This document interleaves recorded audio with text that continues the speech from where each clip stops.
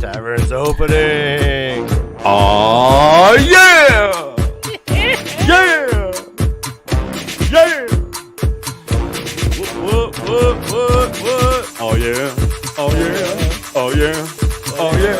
Oh yeah! Oh yeah! Oh yeah! Yeah! Oh God, I wish I had talent.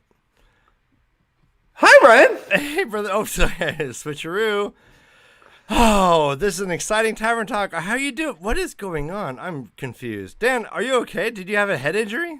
No, I just wanted to really focus on today's show.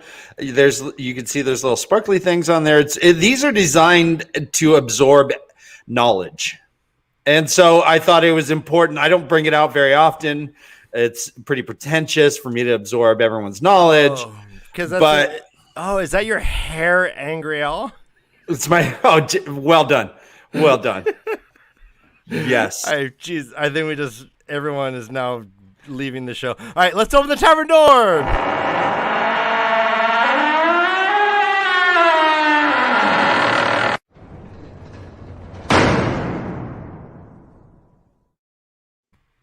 All right, yes, normally imagine all these like heavy people talking and a flautist playing the same line for 2 hours straight. But we're not going to do that because we have a special episode. We have a podcast joining us. It's called A Hero's Journey. Yeah. We've had them on before where we analyzed book 3 with them, and now we are moving on to book 2. Wait, book 4. I went backwards? Do you want my hat? Yeah. We got to work that out. Maybe. All right. So book 4, and we are going to discuss the Shadow Rising through the lens of a hero's journey. And this is some of the most fun episodes we've done because Dan and I just get to sit back and basically mock and judge and let the smart people look smart. So we're gonna be smart vicariously, right? Yeah. So guys at home, watch us kick back, and please welcome from A Hero's Journey, Alex, Zach, and Jack. Oh, what?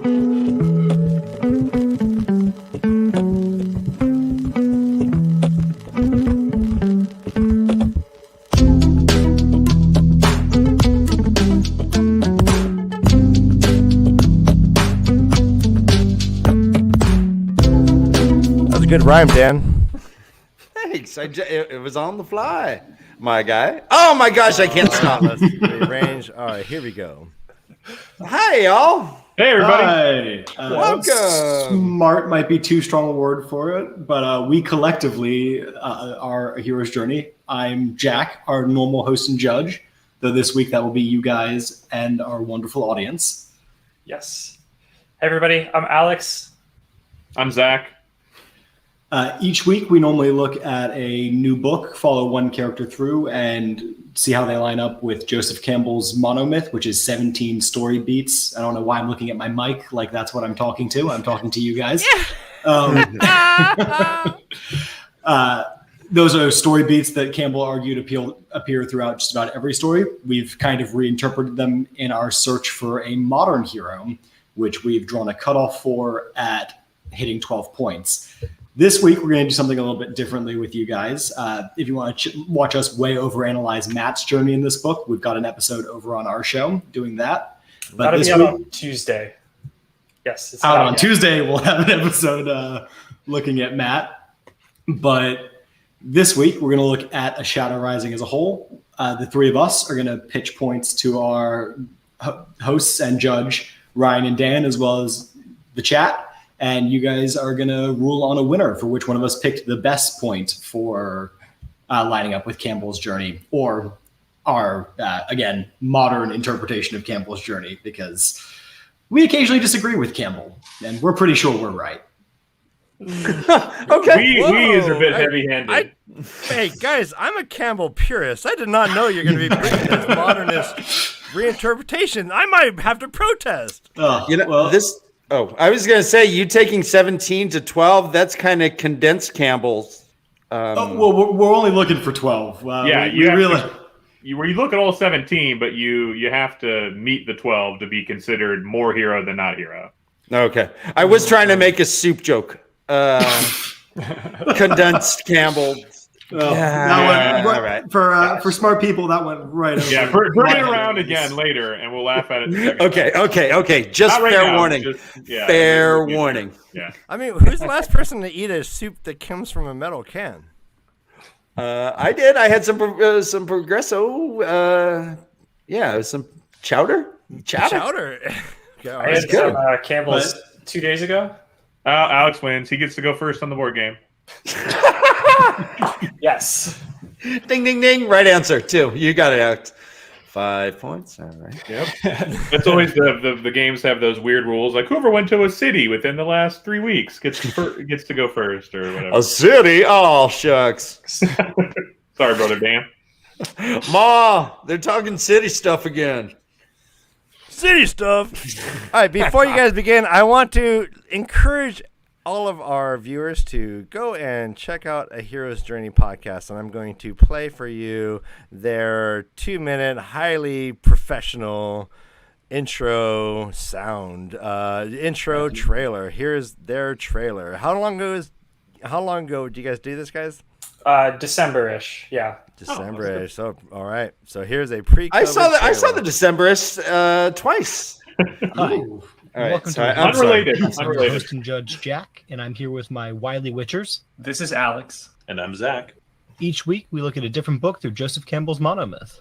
In this brief trailer, we have some spoilers for Red Rising and the Fellowship of the Ring. Typically, we present arguments, how a book fits the hero's journey, and then refute them to just fit the time frame. We only have the presented arguments or refuting of those arguments in here. Alex, why do you think there's no refusal of the call for Aragorn, and do you wish there had been one at the beginning of this book or the end of the previous one? Oh, yeah. So that's something interesting. I don't think that Aragorn has one. This is something we've seen with the more eager heroes. As soon as Aragorn is presented the opportunity to go take back the throne of Gondor, he kind of jumps on it. In the movies, they play up this like a reluctance, but in the Lord of the Rings actual books, I can detect any reluctance from him to take back the throne. I don't think that there's any reason there should be one. I think it's a representative of Aragorn being a more eager hero. Yeah. And I have a quote here from the book. But if I think about my teachers, my fathers, Uncle Neril shaped me the most. He taught me to dance. He taught me how to be a man, perhaps because he knew that would be my future. And though he tried stopping me from being a hell driver, it was his lessons that kept me alive. And that proves to be the case beyond the underneath the crust of Mars, where he's a simple hell diver, although one of great acuity. He finds out that the dances that he learned from his uncle proved to be similar to the battle combat tactics that he uses later. We hope you enjoyed this and can come back and listen to some more episodes where we dive fully into books later. Thank you.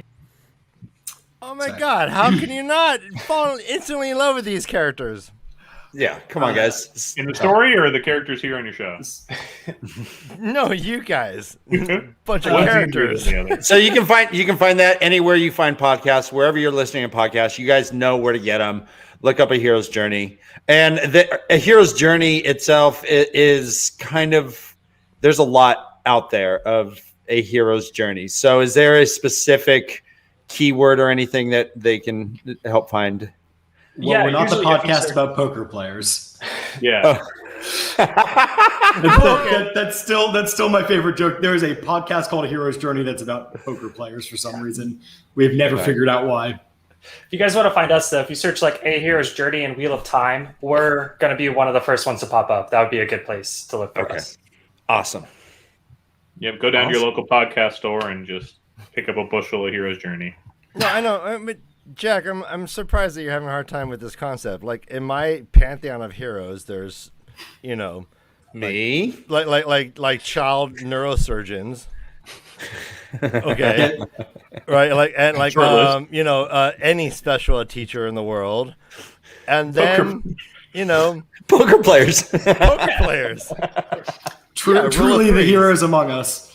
So then I went all in, and it worked. Yay! I cut the corpus callosum. Yeah. All Basically in. the same thing. Pretty much. With great poker and playing comes great responsibility on the wrists. Seriously. Yep. Well, that's why you win bracelets to disguise those arthritic, heavy wrists. Yeah. Yep. So we are going to be talking about Shadow Rising. It's the fourth book of the series. This is pretty much right after Rand has called himself the Dragon Reborn. He has claimed Kalimdor, and it starts pretty much right in Tyr. Mm-hmm. Pretty much from there. So you guys are you going to state the Campbellism and then we're all going, and then you're going to give us all three different examples of what you think is the best of it? Yeah, we'll try and do that for most of the steps. I think some of them, it'll be pretty clear, like this character has the best step, and we're not going to try and all throw a point out when we have one that does the right explanation for it, or the best explanation for it. So Okay. I think I'm ready. Ryan, you ready? Well, Yeah, I'm ready, but also chat's telling me, Tree's saying that not all heroes wear capes. Some run around wearing bed sheets. How do you analyze a hero wearing bed sheets, guys? Captain Underpants is probably just a classical hero. Yeah. We haven't got around to him. We just assumed he was 17 out of 17 and moved on. So There is that Banksy where a child is playing with superheroes and has discarded the Batman and the Spider-Man and is playing with a nurse doll and a doctor. And that I think sold recently so he donated it to the hospital. It's a children's hospital. They sold it, I think, for like $35 million or something. that's it. Goodness. God. Million And Is that a millions. mask on your head? Yeah, it's my pretty mask. When I'm So going much for clubbing, smart absorption. Is that your eyes wide shut mask? when I'm going clubbing, baby. Oh, okay, got it. Thank you. I kind of look like an imp like this. I'm like, oh, Yeah. what's up? What's up? Your Alex is Let's hand familiar. the reins over to Alex. I believe Alex is the you're the host, correct, of your show? Well, He's I'm not the the behind the host, scenes. but I'm the driving force, we'll say. Yeah, he's the behind the scenes master. I do all the parroting when we're not live. Yeah. And what does Zach do? Not much. He looks pretty. Just like puts his face way in the background, so we can't. He shows chest hair. And the algorithms say you need 3 people on screen, Ryan. You know this. Yeah. So where's your third brother? We either have a first time reader or we generally have Rob from Malkier Talks on with us. Okay. So Rob could call it my puppet, and me. He has a puppet as well, though, that he calls Gray. Okay. Yeah, so it's 3 puppets when he's on. Yeah. Backstory is Gray's our father. He doesn't admit it. He won't. Yeah, he doesn't want to be it. Alimony. It's crazy. Yeah, but yeah, it's a thing. Gotta get that paternity test. It's a thing. He goes along with it, Rob. kind of. You got to accept responsibility. Yeah, is he here to Kids defend you live out himself there in in the, the world. chat? I don't know if how he's handling this, but that's all right. Wow. All right, Alex. All go right, ahead. boys. Yeah. So our first step in the hero's journey is a call to adventure. This is what's telling our heroes that they are going from the ordinary world into a different world, the world of adventure. So for my classic one, I think that both Nynaeve and Elaine get this when they are interrogating the Dark Friends, the Black Sisters, and they get told, hey, we have something that's going to harm Rand, and we have something involving, I think it's Taim, one of the false dragons, a plan to also harm Rand. So they hear that, and that's their call. Like, we have to do something where we can't go back to the tower, back to our normal lives. Okay. Are we throwing holes in things yet, or are we waiting until presentation? Yeah, All just right. present yours. All right, that's fair. So, Like, think of it as like when you're like a WWE like intro. You're coming in hot. Zach already veiled himself. He like threw the shuffa Yeah, on. He's like, "Am I killing it now? No. Okay." No. And he dropped the veil. Well, Zach's just so used to arguing the negative. It's what he digs into. So you're Yeah, entering that's- the ring with a strong argument, and then you guys will duke it out once you're all in the ring. Well, actually, All you're gonna be the ones duking it. You're gonna call us on our shit and make us defend our points. yeah. Do our best. So imagine back to the poker player. Imagine you're just playing cards with a bunch of friends, and you're making a good chunk of money, and you're just hanging out, and all of a sudden, mind your own business, raking in the cash. The cards come alive and try to kill you and your friends. This is something far out of the ordinary, something that really makes you go, I've seen some magic stuff, but nothing quite like this. And it sucks you into another level of adventure, and you really got to figure out what you're doing with yourself. And that's what Matt experiences here at the beginning of the book. So normal day, making some money off some chumps and some friends, taken to life or death situation with things straight out of Alice in Wonderland. Fair. I chose to go with Perrin, the true hero of the story. Obviously, no question about that. But Perrin hears some horrifying rumors that our hometown of Two Rivers for all three boys is under attack, and realizes that he has to abandon this much larger quest in the Pull of Rand to go save something, because apparently no one else gives a shit about the Two Rivers anymore. Yeah. So, Dan and Ryan, which of these do you think is the best example of a call to adventure? We had. And meanwhile, the chat can also be throwing in their thoughts too, because it'll take us a while to filter into it. Yes. Mm-hmm. So we Yeah, had. so yeah, chat. We are now going to analyze these three strong arguments. Who had the best call to action, a la Joseph? Elena and Nynaeve. Yep. Matt fighting the playing cards, and Perrin going to the Two Rivers based on rumors of bad stuff. Though one thing for chat, I am a first-time reader of this series, so if you're throwing things out there that have future spoilers, I'm gonna have to look away. Thank you, Jack. Yeah. Wow. All right. Yeah. Thank So you, Jack. limit. Yeah. Please limit. Oh my We are God, in just Shadow Rising. Plebeians in the world. Yeah, of well done. professionals. Well done. Thank you. So I'll go first. I would say when you had first introduced it, Alex, I thought of Jack's example. I thought of Perrin getting the call and taking matters into his own hands. Good I can agree somewhat with the Elaine and Nynaeve. And these are examples of them pretty much, instead of reacting, they are choosing to act in my head.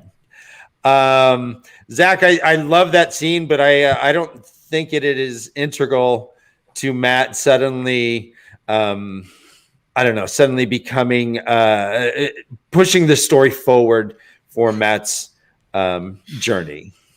I think it was just a cool thing that the three TAVERN boys had to fight the thing that, I don't know, Rand fighting himself, Matt fighting cards, Perrin fighting the axe. These are all like their own personal demons. Maybe Matt's just a gambling aholic. I don't know. So, although to be honest, like to this point, Matt has not had the kind of like mystical, magical world experience that Perrin and Rand have been living in. Like Perrin's been like wolfing out in Dreamland, and Rand's been like magically like summoning it, whatever the fuck, and like Matt's just been going along, just randomly having good luck. Now this is the first time like it seems to be like that kind of magical quality of like danger, like, you know. So on some level, like I do see that as my first thought was like, wow, I mean they all had a bubble evil, right? They all did. But if you think about Matt, like mind blowing for Matt, like Perrin and it was like, oh, I fucking take it in Perrin stride. fights fights it, wedges in the I'm door. talking to wolves and shit, bro. Like, Yep. All right, so I do also my first thought was Perrin going back to Edmondsfield is the true hero's call to action. So because he even wanted Matt to come with him, and Matt's like, fuck that shit. Right, so he had to truly go it alone, even though he knows that he is connected to Rand. He's already accepted that innately. He's accepted that he's TAVERN, then he's gonna have to be there with Rand. To the last battle, I think that's already been stated. So he's already accepted this as fact. Matt's like in fucking La La Land, but Perrin's already accepted that, but yet he's gonna go back and save, mom and dad and pop and cousin, all the Coplans and Congers. Well, that's so that right. Oh, right? go ahead. No, but that's his whole mindset is I'm going to go back and save my family, even though he knows his role is here. He thought his destiny was one way. He said, I need to do this. And so I think that makes Jax the strongest argument. The advantage of getting my show notes in first pays off. Yes, it does. Because you guys are like, dang, can't use that one. Oh, yeah. All right. So I don't think that the refusal of the call is as interesting, especially for this book. So I'll just tell you guys what it is, and we'll use Jack's point because he is, in my mind, correct. The refusal of the call is after you have this call, you got to go change, saying, no, I'm going to stay here in this normal world. I'm going to keep doing what I'm doing. And Well, Jack, why don't you just tell us what your point was? I think it's actually going to sound funnier coming from you. Okay. What so what was my point? It's just Matt's personality. Matt does not want to be TAVERN. I know you guys said that he accepts it, but there is a long period of time where he's like, I don't want to accept this. I just want to gamble. I just want to run around with girls. So I think that his personality is a pretty good refusal of the call. So I have one that's I don't think is quite as strong, but might be a little more nuanced. I want to look at Tom in his decision to stay with Rand versus go with the girls on their trip, because he says on multiple instances, right, that if he's not around, Rand, Rand's going to get overwhelmed by the forces who are trying to influence him, and Tom's really going to be like the guiding hand to help him. But then we see Tom go off with the girls on a separate mission and doesn't involve taking him to the waste. So what do we think that is him refusing like an overarching call without going too far, like really into other books, or is it right place, right time where he needs to be helping who he needs to? And is that more his call to adventure and less refusing of one call becomes the call to another adventure, like Perrin's was in the last instance? I think Tom saying that he wants to go with Rand is a refusal of the call to go with Elaine and Nynaeve. Yeah, I think that part, that makes sense for me. Yeah. Did you guys consider the fact that Lord Perrin Goldeneyes does not really like hearing those words said in succession like that? Yeah, but I have that noted down later on in for a different point, so that's why I was trying to avoid it here. Okay. So it's a big part of Perrin's arc, but yes. Yeah.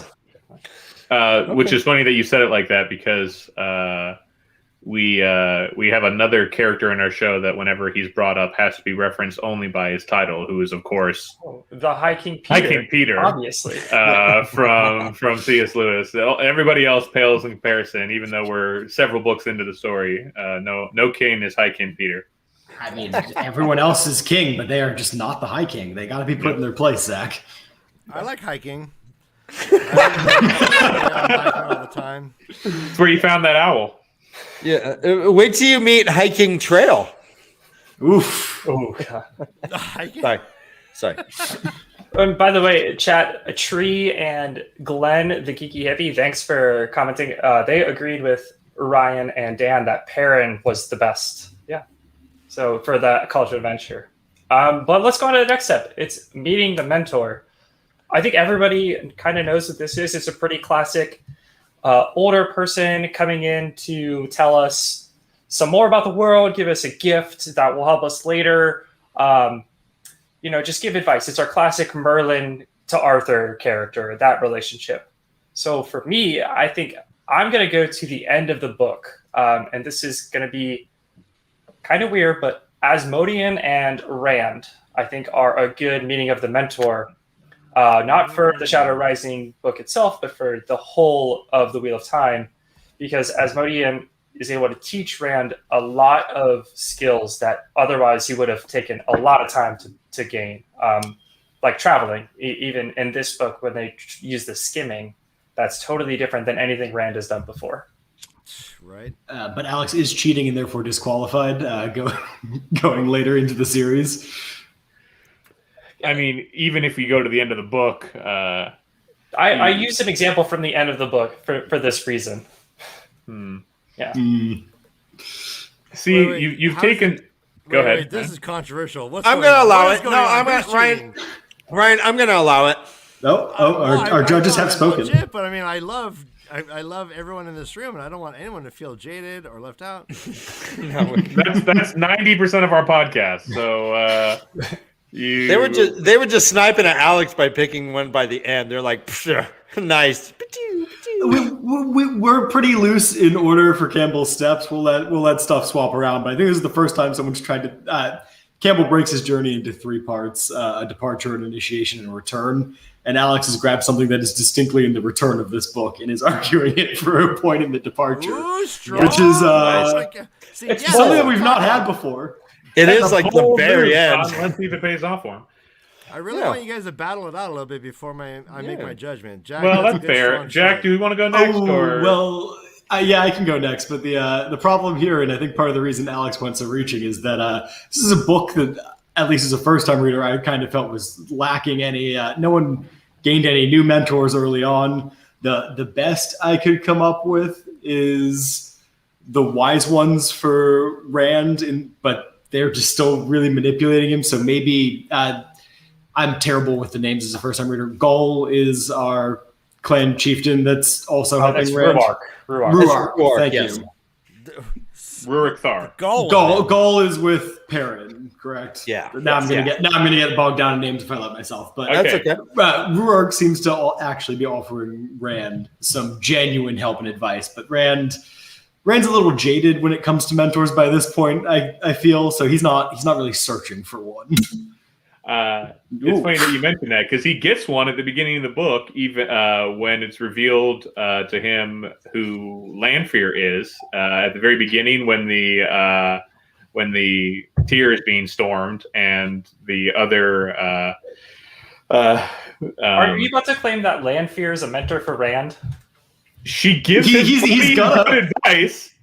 Whether or not he chooses to take it is entirely on him. And she did facilitate your whole argument. Her with Asmodean only because Lanfear.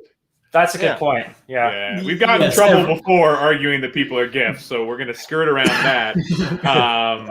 Sure, but on a more concrete note, fail to Perrin, especially with how they interact back at Three Rivers with the women's circle and Fail kind of starting to take a mentorship role to Perrin in things that he doesn't have much familiarization with. I think she could also be considered a mentor. Well, not in this book. We cut to black before we see that part here. Yeah, fade to black. Right. Maybe they just cuddled on their wedding night. You can't say for sure, right? Yeah. Good point. Well, you can't say for sure to me. All right, so chat, we have Alex, who is went far to Asmodean. We have Zach, who went with. Remind me again. Gosh, I think Fail is better than Lanfear, unfortunately. Okay. But even though I like that one more. And Jack went with Ruark. Is that? Yeah, Ruark was my final answer. Okay, I man, as soon as this came up, I thought of Amy's. Hello. She's the Dreamwalker. She's the one who guides Egwene into the world of dreams, and without her advice, I mean, she's the whole reason Egwene goes to the Waste in the first place. Yeah, I'm surprised you guys didn't bring her up. I think we might just be sexist and have forgotten. Female character in this book? How dare they? Like, I saw you have the wise ones, and I was like, "Oh, of course he's going to talk about Egwene and the wise ones." And you just wrote that down for Rand. I was not thinking about Egwene's story. So that's where I went. That's where I went to. Out of your three arguments, though, I think we might just be all able to collectively agree that yours is better, and award that point. We might be going to the judges. Village did say that Asmodean is the best one, so I thank you, Village. We do have a vote for Asmodean. That only counts as one. That is really no. He's a village.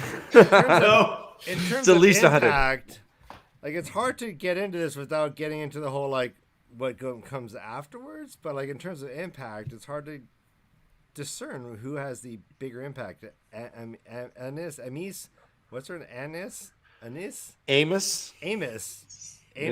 Aniseed, Amos, yeah. Famous Amos, who he teaches Egwene some like dreamy shit, or and makes them good old dust cookies. Teaches Rand some like hocus pocus shit. Like it's hard to see in the end. We don't see. Well, Asmodean doesn't.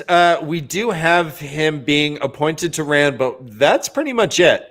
I don't remember at the end of the book whether he's like, "All right, Rand, come here. Let me teach you anything." It's the sidewalking. He actually says that he's going to be useless as a mentor because by severing his connection to the Dark One, Rand has made sure that Asmodean's going to go crazy if he tries to teach him. Yeah. Mm-hmm. Yeah. Oh, and another thing, Lanfear's the one who puts the shielding on him. Beyond just saying it was a good idea, Rand's original idea, she puts the shielding on him. You pivoting back there, Zach? No, I'm still thinking Bale and Perrin. Oh, yeah, Zach, gosh. Zach, I'm sorry that you chose Fail, because if you chose Lanfear, I would have picked you if you had done Lanfear as well. I'm switching. That was Fail is a burden. Fail is not a guide. She's a burden. Lanfear She's a sent bird. Trollocs and Fades to defend him, and we got to see a Fade on Fade fucking battle, which is like, hello. Just the fact that she did that gives her fucking bonus points. She would even give up the Dark One if he would only be with her. The Dark she'd conquer and destroy the Dark One with him. I think it's a little different than giving him up.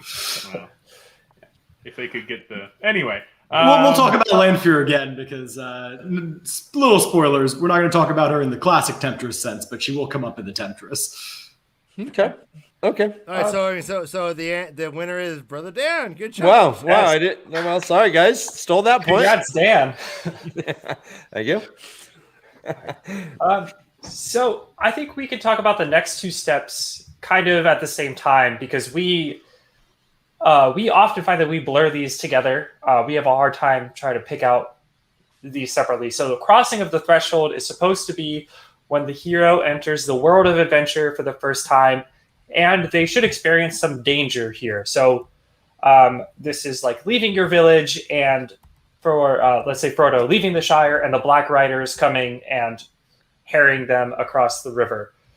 And then Belly of the Whale is the step where you can't go back to your normal world anymore. You are totally in the world, and you've either recommitted yourself, or you're so stuck in the world of the quest that you can't get back to your normal world.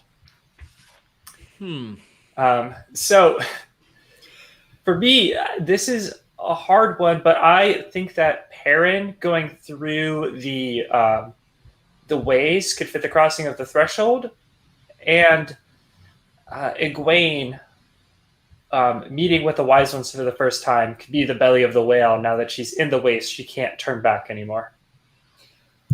Yeah, and on that note, actually, one of our easiest determiners for the splitting of the Belly of the Whale and the crossing of the threshold is normally if you can give a crossing of the threshold, then you can establish a belly afterwards. So thank you for making my job easier, Alex, because my Belly of the Whale is Perrin deciding to lead the band and free the prisoners, which, since you've given me a crossing of the threshold, I don't have to argue. It's a good belly. My crossing of the threshold, I picked Matt and his choice to step through the portal for the first time, just because it leads to a point of no going back. But for me, at least, I feel like Matt's not sure what he's getting himself into, and it's definitely a crossing into a new territory. As we talked about, Matt doesn't have as much experience with magic and as our other main cast does. Did you switch from red to white? Mm-hmm. Monster. Zach, I didn't know that. Sorry. So I think, and again, my pronunciations are going to be butchering to what they are, and I have no excuse as a first-time reader. But when the girls end up in Tarbarone, Tarbarone, I always got kind of like Tanchico is Tanchico, the city. Mm-hmm. Yeah, but I always got like I always Tarbonne. Pronounce it like with a Spanish flair, but I might not be right. I have that as being, the first arrival at the city after they get off the ship is like their Belly of the Whale. Sorry, is their crossing the threshold, and then the Belly of the Whale is the first time that they really figure out the kind of all the problems they're going to have to be facing once now that they're here in the city. The fact that there might be Forsaken Ones there, and that the Queen is in trouble, and all the different kind of sects that exist inside the city, no pun intended, are both the crossing of threshold and the Belly of the Whale. Okay. Here, give us a recap here. Yeah, so, I feel like so Glenn's saying, did he just say his Belly of the Whale choice was Perrin?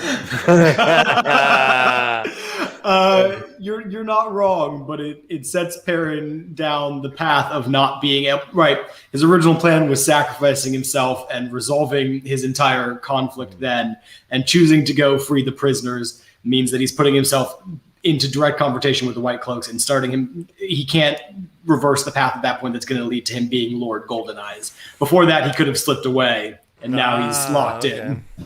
I really am with you, Jack, on your literal crossing the threshold of Matt going into the Terangrial.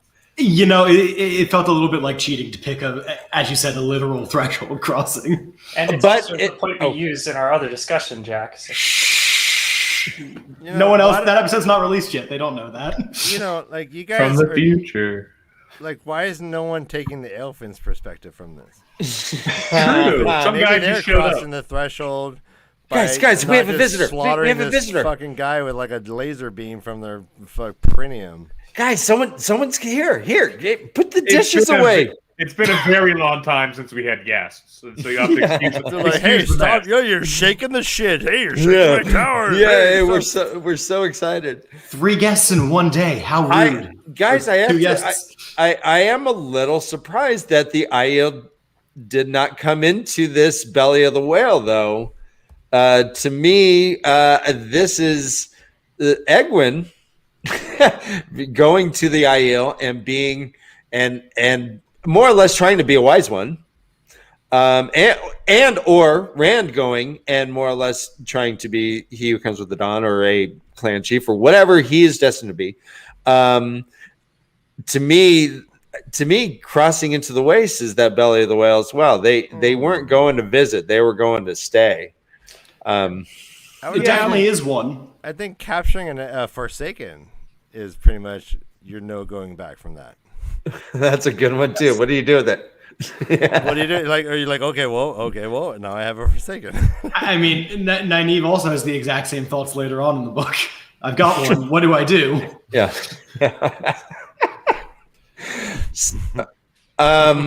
So Glenn in chat said Rand going to Meridian was what immediately came to mind for him. I think that too. It's just, for me, it's hard to just say if that's a belly of the whale moment or if it's one of the trials for him in this book. It's very hard for me. See, I always consider that. I've always considered that actually his more of a meeting with the higher power, where the higher power is the collective memory. So that's actually fuck. Zach's actually sniping my point that I wrote for our next section. That's exactly what I have written down. I don't know how to read. So. But everything surrounding Meridian we talked about a lot in our other episode, and it gets very blended together for multiple characters that go in there. So I think that might have made all of us a little gun shy to bring it up until later. I mean, it is in itself a quest. It is you come back, marked different from it. Yes, you are physically altered. Yeah, it every is live stream that come out of it different. It's like it is you level up there, and it seems that everyone does, or they don't come Brother back. Dan, do you think Jack and Zach and Alex are going to be like? Is this the Meridian? No, I think you're the snake people, and I'm the fox people. You got your hat on. Oh, does that mean that you're gonna have to answer us questions, Ryans and Brother Dan? Did you bring us some gifts? Yeah. GIF? Guys, I have some beer for you. Here's and so many gifts. I got gifts coming out of my ass. There's Daniel giving finger bangs. Here's some highlighters. There you go. These are not the gifts I was come to expect, but maybe not. They're not the gifts that we deserve. That we need, but they're maybe the gifts that we deserve. Ryan is obviously the best. Listen, Dan here is the man. Ryan is obviously the best. Listen, Dan here is the man. No, I'll stop. Here's a Harry Potter wand. There, you can have that. A Harry Potter wand. I have a question for Brother Dan about his. Why not me? Well, it's because it was his point, and you don't seem to be bringing much to the table today, Ryan. So, right. Zach, let's get closer. Get him for our belly of the whale here. What kind of dangers do you think are facing Egwene and Rand in a they're aware of it sense by going into the waste, right? They're being accompanied by locals who are there to explain all the customs. It seems like the most that Egwene is really facing on a danger perspective is getting her hide beat by the wise ones? Well, because joining the Aiel to me is almost like joining the military. You sign in and you're in it to win it. I guess you can leave, but that's not the point. It was them actually arriving for their basic training, kind of, especially Egwene, to me, was her putting on the seatbelt and saying, okay, I'm going to be a dreamwalker. Yeah, to further Brother Dan's point, we have argued a lot that mindset can influence this. So with Egwene's mindset of, I'm going to be a dreamer, she can't turn back now that she has access to those tutors. Mm-hmm. Mm-hmm. Yeah. And Tel'Aran'rhiod's filled with danger, as we learn all the time. All right, guys, we need to stop everything and talk to Lola J. New name. Hi, Lola. New name. Beer, beer, beer. And thanks for the PSA. You know what? I had forgotten that I can actually prevent a forest fire. Hello, I'll be right back. Hello, Lola J. It worked. It worked. I did it. We love you. No. Like and subscribe. Whoa! What? Zach might be a big fan of bears. You think I'm a totem? I'm not a totem. No. The only puppet. It's reminding. Although this book does take a slight, not different turn, but I hadn't really ever considered the Aiel through like a Native American lens, which maybe I should have. So Lola J with the blue rose and the howdy. I think you're the blue rose of Texas. Yeah, I have a new crush. That's such a pretty rose. like a Frida Kahlo. All right, so that finished out our first of the 3 phases of the hero's journey. That was the initiation. That's being introduced to this world of the quest, and now that was the departure, and now we're going to be in the initiation, being fully introduced to the quest. Did we determine who was the best? I think Alex was trying to sneak away without you guys declaring a winner. He's trying to pad his own score here. Hold on. So let's see. We have Belly of the Whale. Torberon. Who said what? I don't think it's Perrin. Ooh. Oh, that hurts. It's the girls in the city. Ryan. I think it's Belly of the Whales just fail like marriage. Marriage to Perrin is a Belly of the Whale. She can't get out of that. Joseph Campbell did say it's also like a ball and chain, right? No, I'm just kidding. that was him. That was Seinfeld. Oh, that's right. In the immortal words of Hulk Hogan, "Amen, brother. Amen. You know me, Gene." God, I already love Lola LJ. All right. It's just another person who's in the chat who wanted to get some extra love and change their username. So Zach, yes, Zach, obviously. But what that's else all do right. you want to point out? Obviously, I'm a puppet. What else? And let's get some points here. Let's get some affirmation. That's why we all do podcasts and YouTube channels. So yeah, to refresh, Alex, do you want to just quickly throw out your 2? We can each throw out our 2 points again and force them to make a ruling for us. Yeah, sure. So my crossing of the threshold was Perrin through the ways, and then my belly of the whale was Egwene meeting the wise ones. And as Axis, we swap sides. Do you want to go next? Oh, Jack, yeah, because Jack, that wait, makes you sense. went first, and Alex still came up with that. That's a strong. Oh, Jesus, Alex, those are strong. Like, go on, Zach. so Tenchiko in Torberon is where the girls end up, and they have the physical crossing of the threshold, getting to the city, and then once they're there, they have all the danger there within the belly. I'm going with Jax, and Matt's going through the literal threshold, and I'm going with Alex's belly of the whale. Rigged.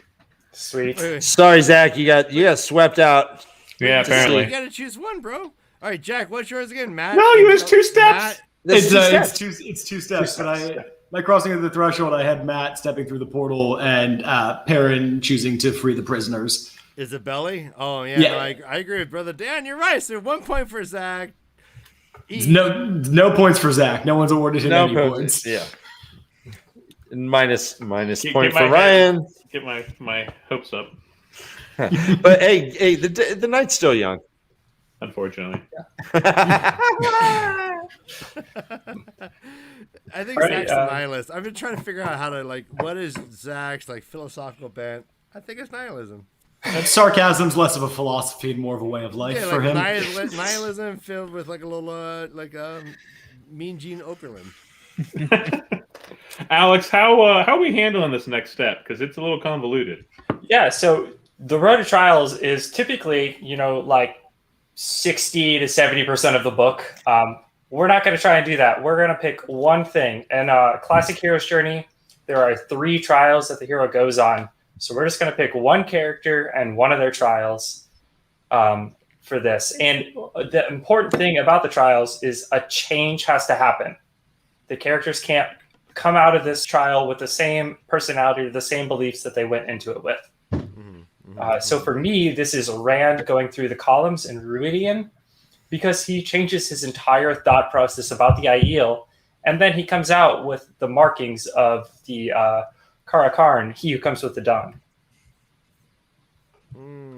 Solid. Came out big. Well, do you think that the idea that him coming out and marking as being a passive thing is important in this stage? Well, it's important for me in the next step that we're going to discuss, where I have that as my point. But good point. no, that was my point that you wrote down. I'm sure, Zach.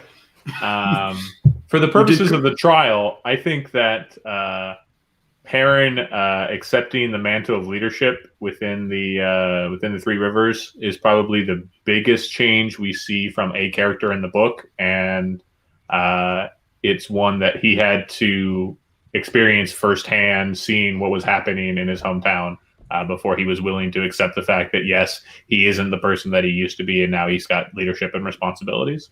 From when they start fending off the first attacks is probably and they're preparing for all that is probably the first concrete point of that, where all the people who he used to look up to as a kid are now deferring to him in judgment.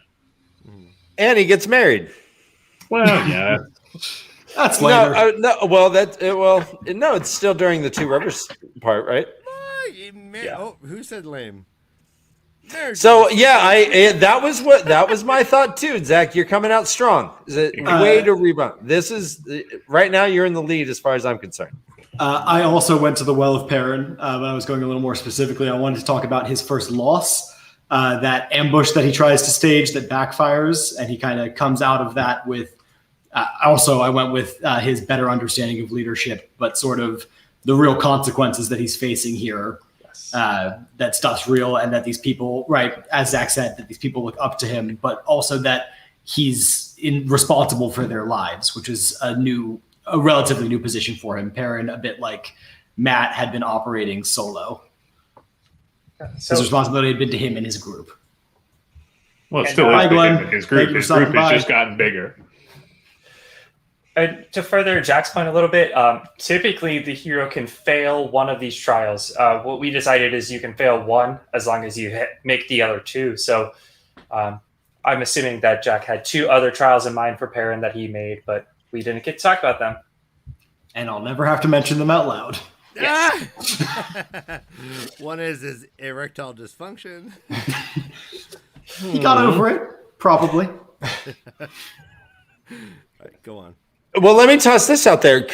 Would Rand not being able to revive that girl be one of these trials? Or would it fall elsewhere? So it happens a little bit early from our perspective for where we normally mark things. That's still solidly in what we would talk about as Rand's departure. But accepting the limits of his power definitely fits with our normal trial and lesson formula. So I would have said so. Okay.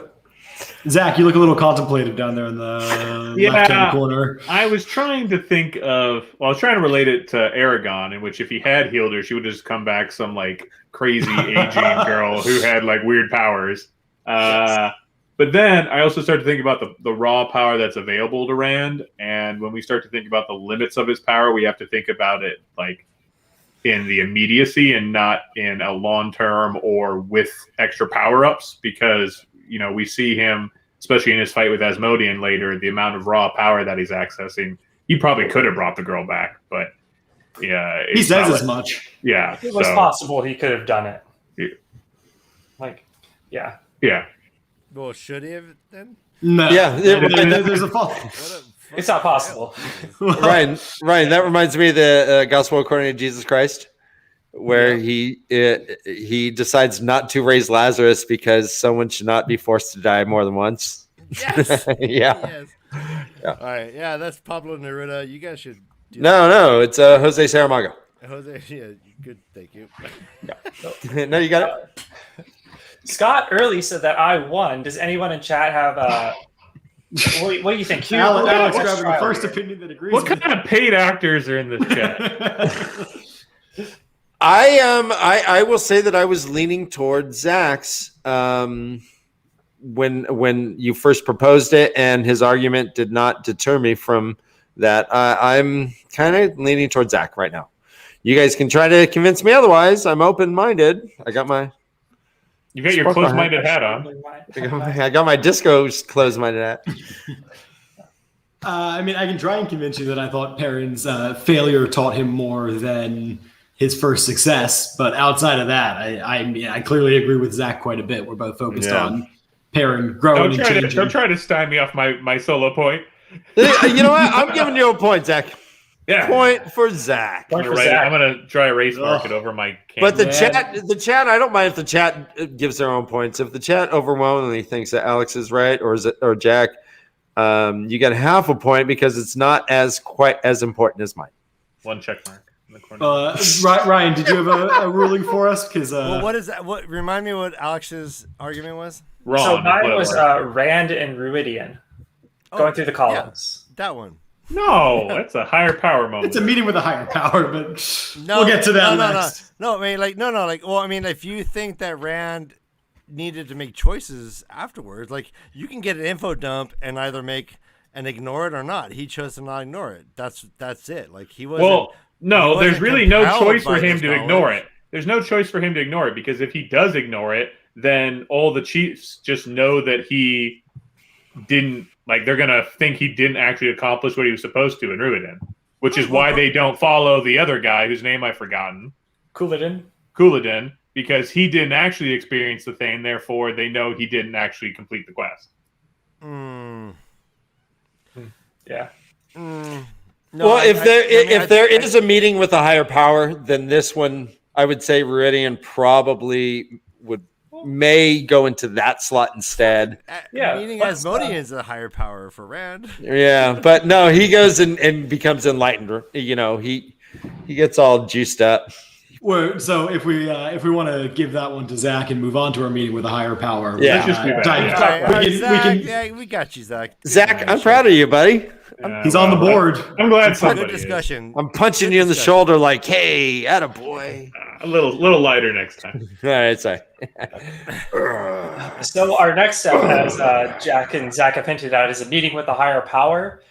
This is where a gift is given to our hero that will help them later in the quest. And it's specifically, for us, usually someone who comes in, gives a gift, and then is gone from the rest of the journey. They don't reappear later. It's not like the mentor. The mentor can come back in and weave throughout the story, but the gift giver is there and then not. So for a classic example, I always go back to Lord of the Rings. This is Galadriel giving Frodo the light of the light. I can't remember what it's from, but the light. Mm-hmm. Mm-hmm. Yeah. Okay. So normally Alex would start us off, but Zach poached my point. So why don't you take it away, Zach? Yeah, do a poacher. I had this pretty original thought when I was reading the book for the first time, which was, very long ago compared to Jack's recent first reading. When I saw him experiencing the previous genetic essentially memory, and we don't need to get into genetic memory because that brings up bad memories from another book. But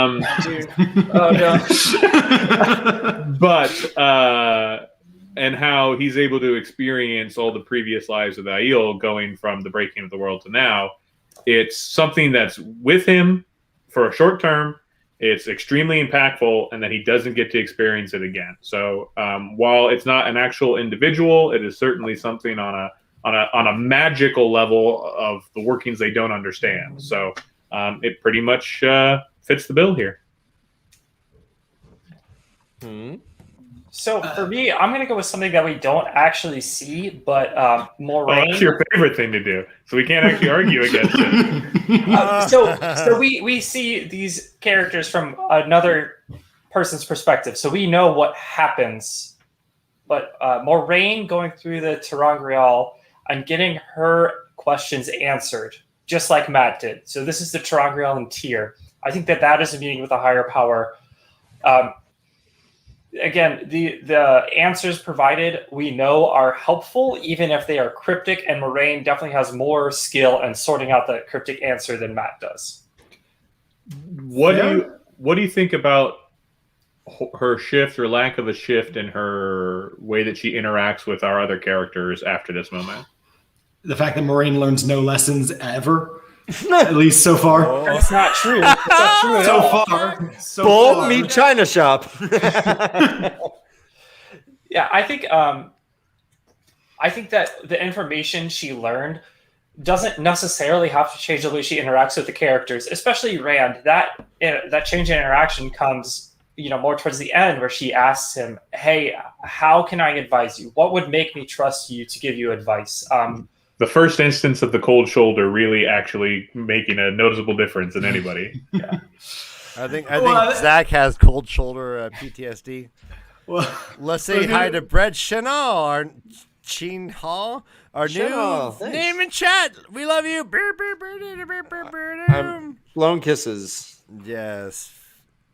Not to try and preemptively undermine you there, Alex, but you yeah, I guess, yeah, not preemptively, but you said that that's what it's showing that she's more open, but Rand gives her a very explicit what she could do to make him trust him, and she does not do that.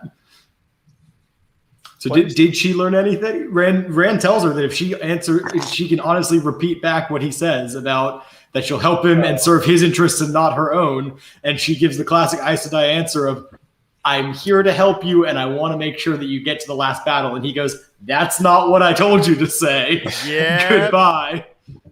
See ya, nerd. I don't think that takes away the gift that she was given of her questions being answered. You're right, it doesn't change her right away, but those gifts can be helpful later.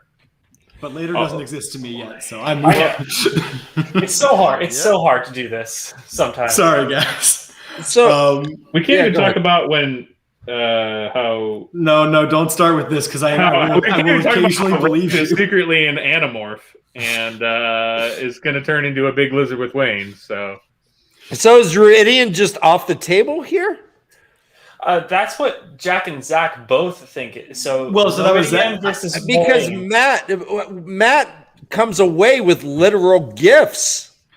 So we talked about that a lot in our episode on Matt. So okay.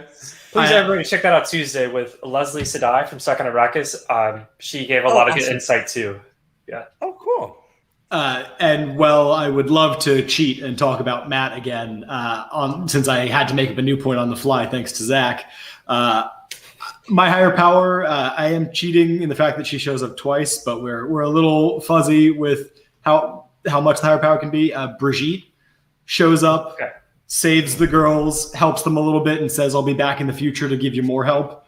And she's a nice ethereal higher power that I understand very little of at the moment, but seems like she's going to be important later, and she was important here. Everybody else gets like big Joan of Arc vibes there, right? That's like the whole point of the character. Well, except that she's an archer, so I was kind of thinking like Artemis. Joan of Archer? Joan of Artemis. Joan of Archer? That Brigitte, that's a good pull there. Right out of my ass. Brigitte seems like she's putting on airs. It's just Bridget. She's a farm girl. I like Jack's in point. some lifetimes. That was great for on the fly, Jack. Thank you, Alex. Yeah, I was leaning Alex, but I think I'm giving you the point, Jack. Oh, suck it, Zach. Ryan, Then you even said it. Oh, total Jack. Total Jack. Out of the I can ballpark. tell you what he is. Well done. Yeah. Thank you. Let's go on to our next point. And this point is a fun one for me. This is the Temptress. So in a classic tale, this is a woman tempting our hero away from what his journey is. And we have kind of moved beyond that. So that's not what we focus on. We focus more on a concept. It could still be a person, but something that is going to take our hero away from the journey. And for me, this is Perrin with the White Cloaks. He is tempted to go with the White Cloaks and stop, saving the village. If he went with the White Cloaks, the Trollocs could have overrun the two rivers and Edmund's Field. So that is a big temptress for him. And he talks about it constantly, about how it would just be easiest for him to go to the White Cloaks and surrender himself. Jack, you go first. I got to double check that's not a spoiler warning. Okay.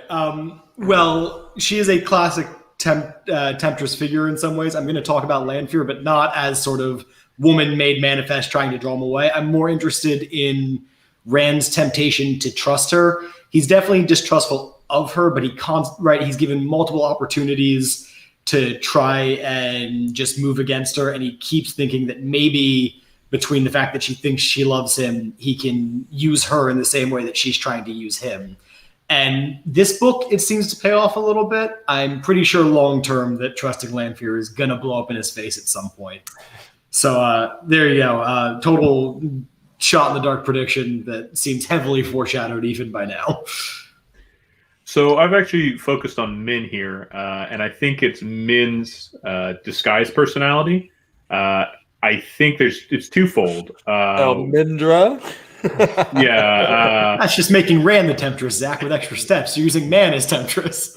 There is that, right? But at the same time, when she's in that disguise, she's got two conflicting ideologies in her head. She's got the, why am I being this stupid, puffed up, like, pom-pom, right? Why am I acting this way when I could just go and be with Rand and be somewhere useful, etc.? There's that whole, I should abandon what I'm doing.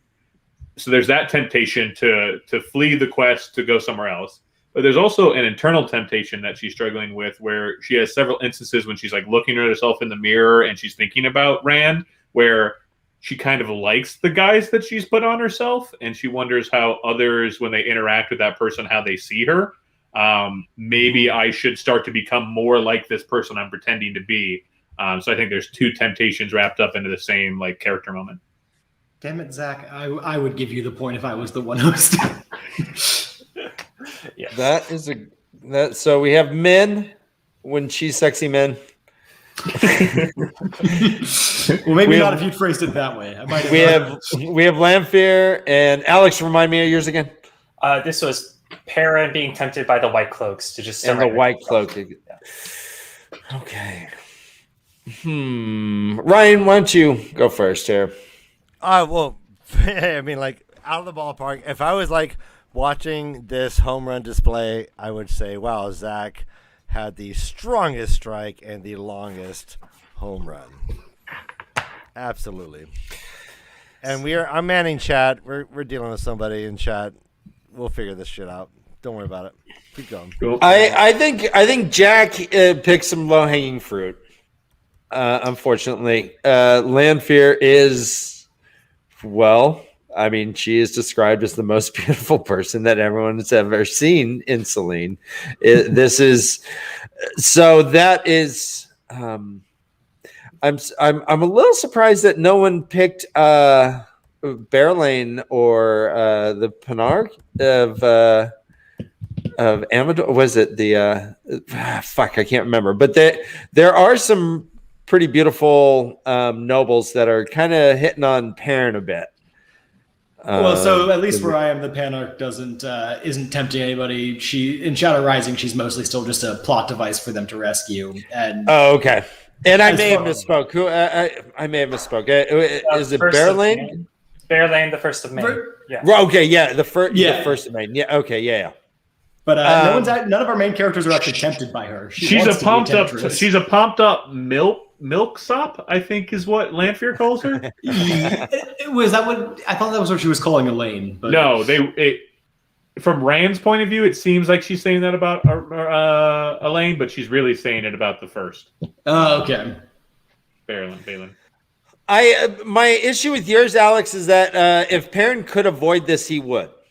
He is not tempted by death, by any sort of positive motivation or whatnot. This is more a monkey that's on his back. These white cloaks, and so I have a hard time of seeing that as a temptation for him per se. So by default, I'm going with Zach. By default, that's fine. The best way to get the point. All right, real quickly, Jack says Lanfear is pretty hot though, and then comes back with Berlane is pretty hot too.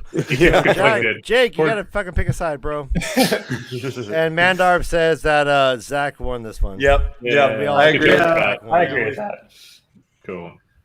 Wow. Boo Zach, but yeah, he's not wrong. El Mindrilla or whatever. Ryan, do you guys still take breaks, or are we not doing that today? Yeah, we can do. Yeah, if you want to take a break. Let's do one more point. I think it'll be a nice That'd be point great. to take a break after. Give me time to get Alex, ready. well Do the done. break. Yes. Thank you, buddy. So this next step is the atonement with the creator, and why I think it'd be a good point to take a break after is because this is the center of the journey. So everything has been leading up to this step, and now that we have had this atonement with the creator, this meeting with a father figure or someone who has power over our hero, we can go into that, ultimate boon and then the falling action. So, hey, Jack, do you want to take this one first? I got to think of mine. Jack, why don't you talk to us about the ultimate doom? So for our atonement with the creator, I'm sorry, what is it again? Atonement with the creator. Atonement with the creator. Okay, I wasn't getting that first word. I'm sorry. Apologies. Yeah, it's as Alex said. It's only where our character can meet a god or something, but it's where they have some sort of internal reflection, and it's where the journey's going beforehand and where it comes out of afterwards. Okay. And I had not picked a point to talk about Min before Zach cleverly did so for the Temptress, because none of us were apparently as smart as him when it came to that.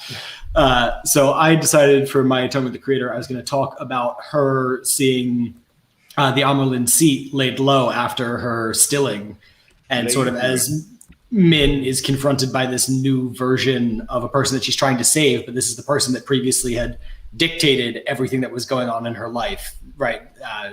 Both as an authority figure and sort of the vibe I got was a little bit of motherly bullying. And so to see her laid low and make a new reflection on who that is. And it's also very much the center point of Min's journey. It's during the absolute clamor of the tower being overthrown, and there's only one other bit with any larger amount of tension for Min slightly later on. That's an esoteric one. I like that. Mm-hmm. Yeah. But let's see what Alex pulled. No, my turn. Zach's got his. All right, you pop out and you got tattoo, and it's Rand. It's him coming after having come out of the visions of the past. And he's already defeated Asmodeus. Asmodeus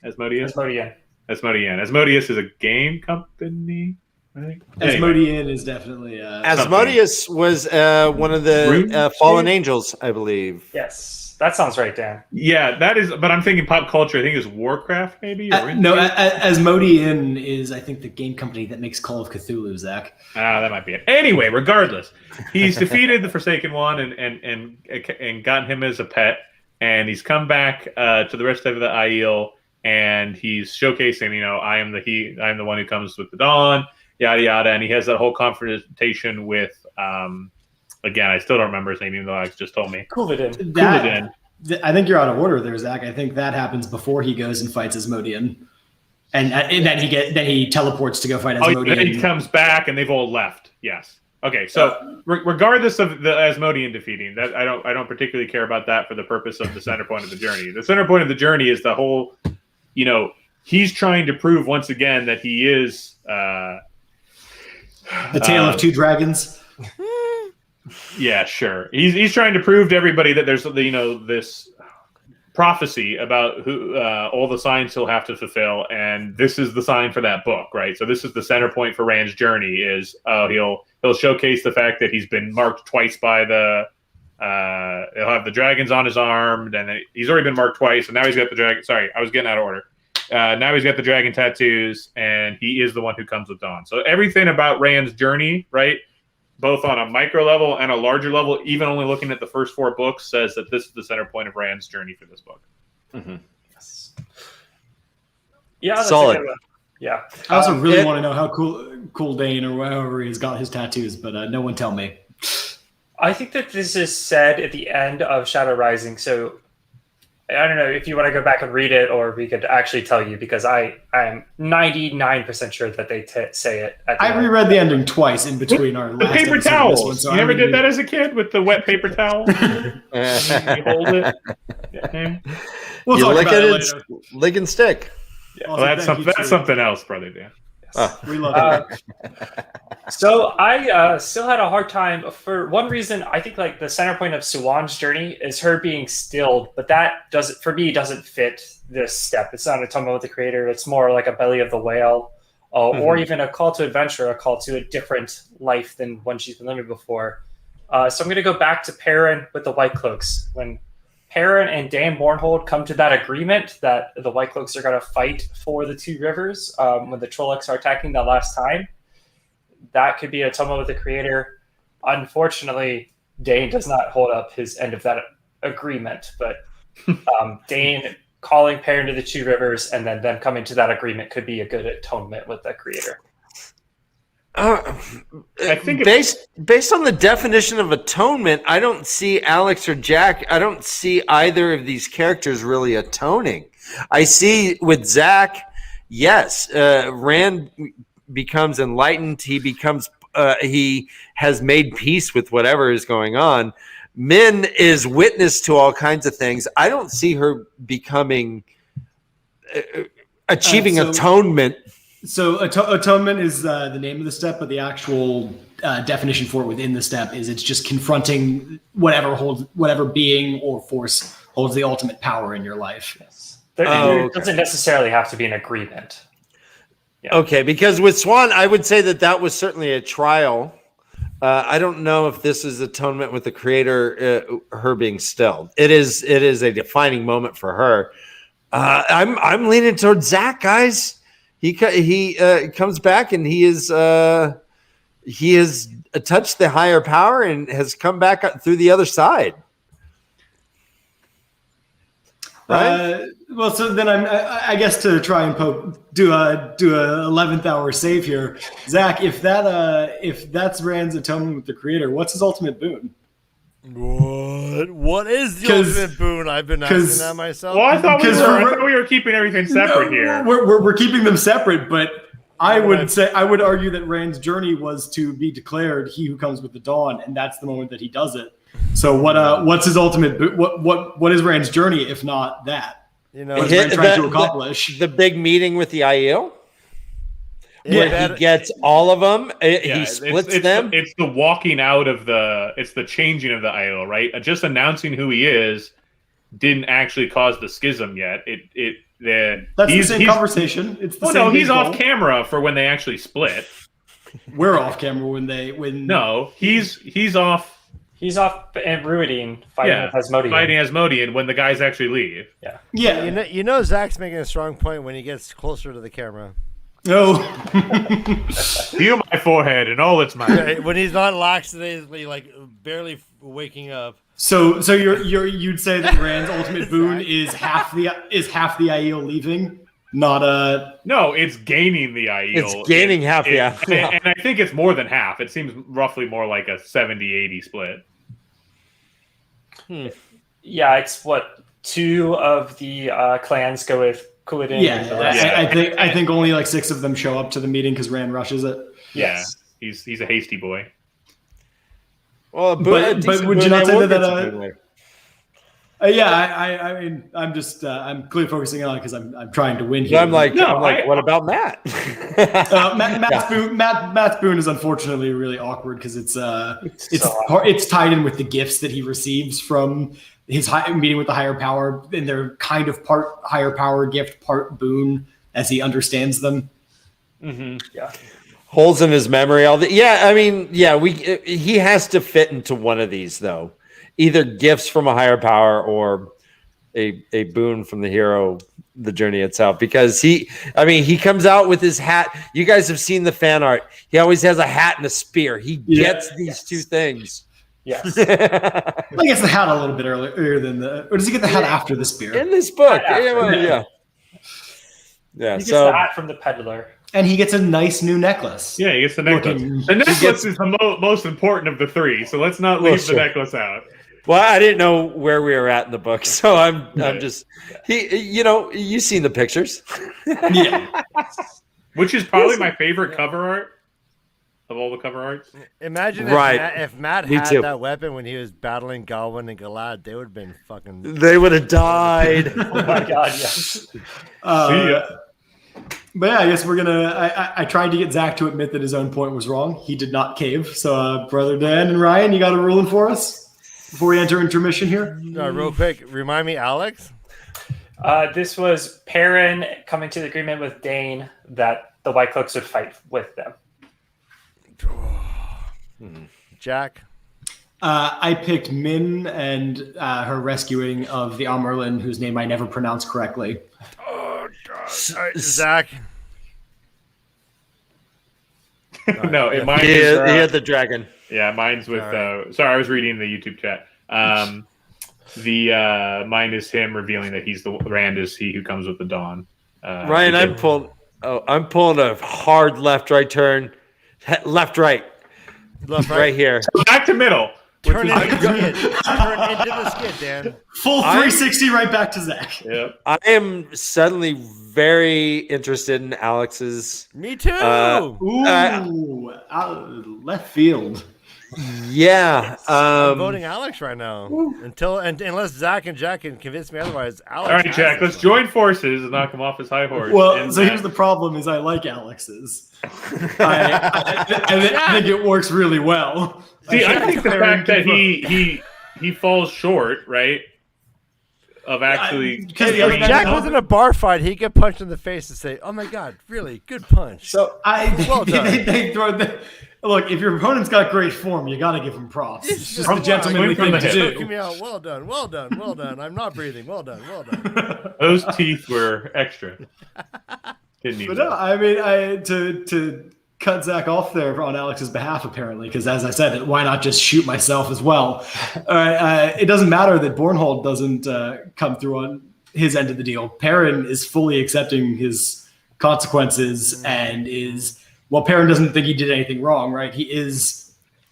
Bornhold has been this looming threat. They come to an accord, which is not required, but it can be a part of it. And Perrin is all prepared to, die anyway, but he's adding an extra layer of death to his terrible. All right, Jack, you convinced me further. I vote for Dr. Alex. Well Dr. Done. Alex. Well, shucks. I'm going to go cry during the break. Well done.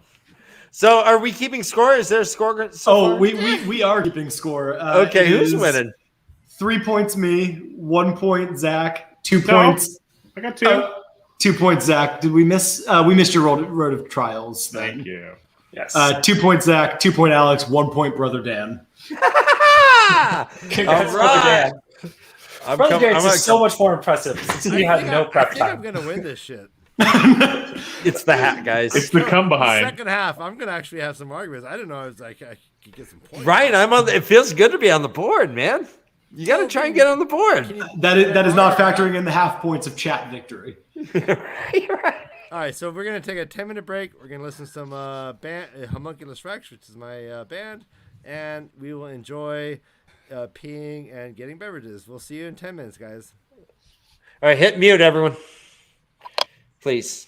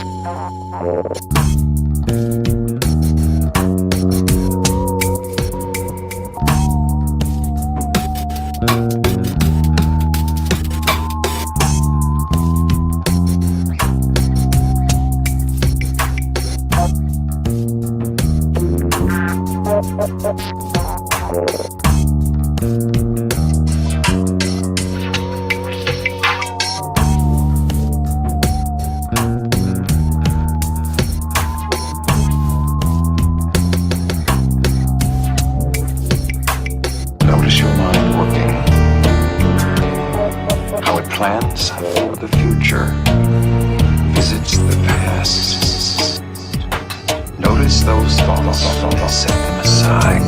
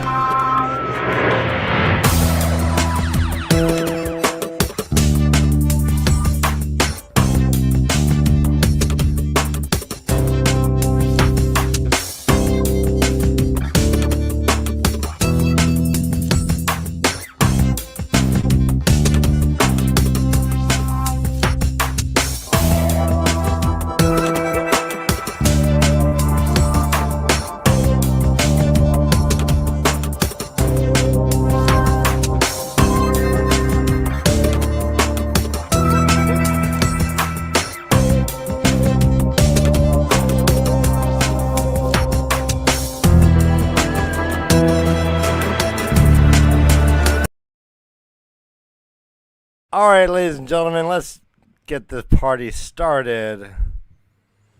We're all slowly matriculating back into the proceedings.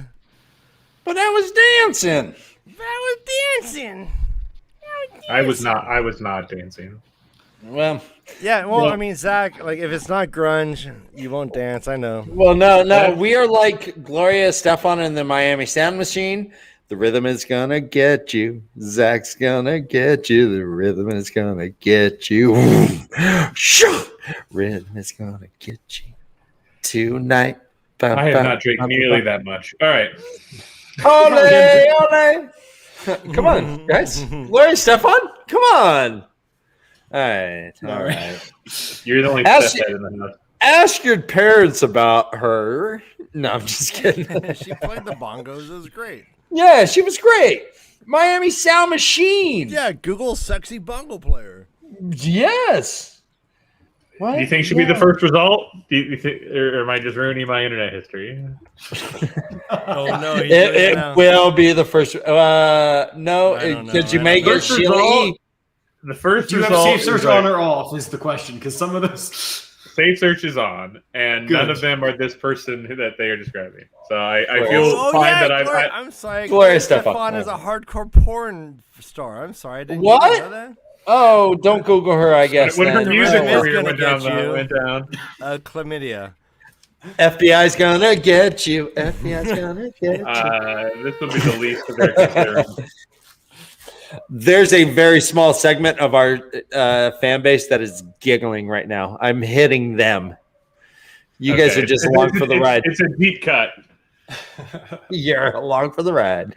All right. Hey, Ryan, you know what? I woke up this morning and... I woke up this morning. And I looked at my bed. And I felt so bad for those people that don't have what I have. Because sleep matters more than you know. And if you don't know that, well, watch our show because we're talking Village Mattress. Oh, Oh, what a... Village Mattress all the time.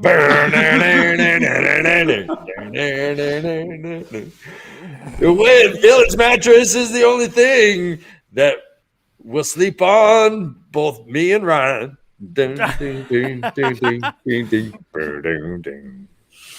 So Ryan, you look comfy on that bed. Wow, you look more than comfy on that bed. More than comfy. Yeah, so this is my Village Mattress memoriam. Like, this is how it feels to be flush and with a luxurious Village Mattress, bedding, sheets, and mattress. Again, guys, Village Mattress is the official sponsor of the Way of the Leaf. And if you go to villagemattress@gmail.com, you can talk to... I mean, she might got the wrong fucking shit, Dan. That's all right. Hey, you know what? So here's the deal. Village Mattress is a friend of ours. He is with most of our shows, and he is offering for Wheel of Time fans and people who watch our show discounts of 30 to 50% off of pretty much. There are some applications that apply or whatever, but 30 50% off, and regardless, he's not going to rip you off. He's trying to help this community, and he's trying to do it through us. So feel free to call him personally. He has his own cell phone. You can text him and say, hey, right here.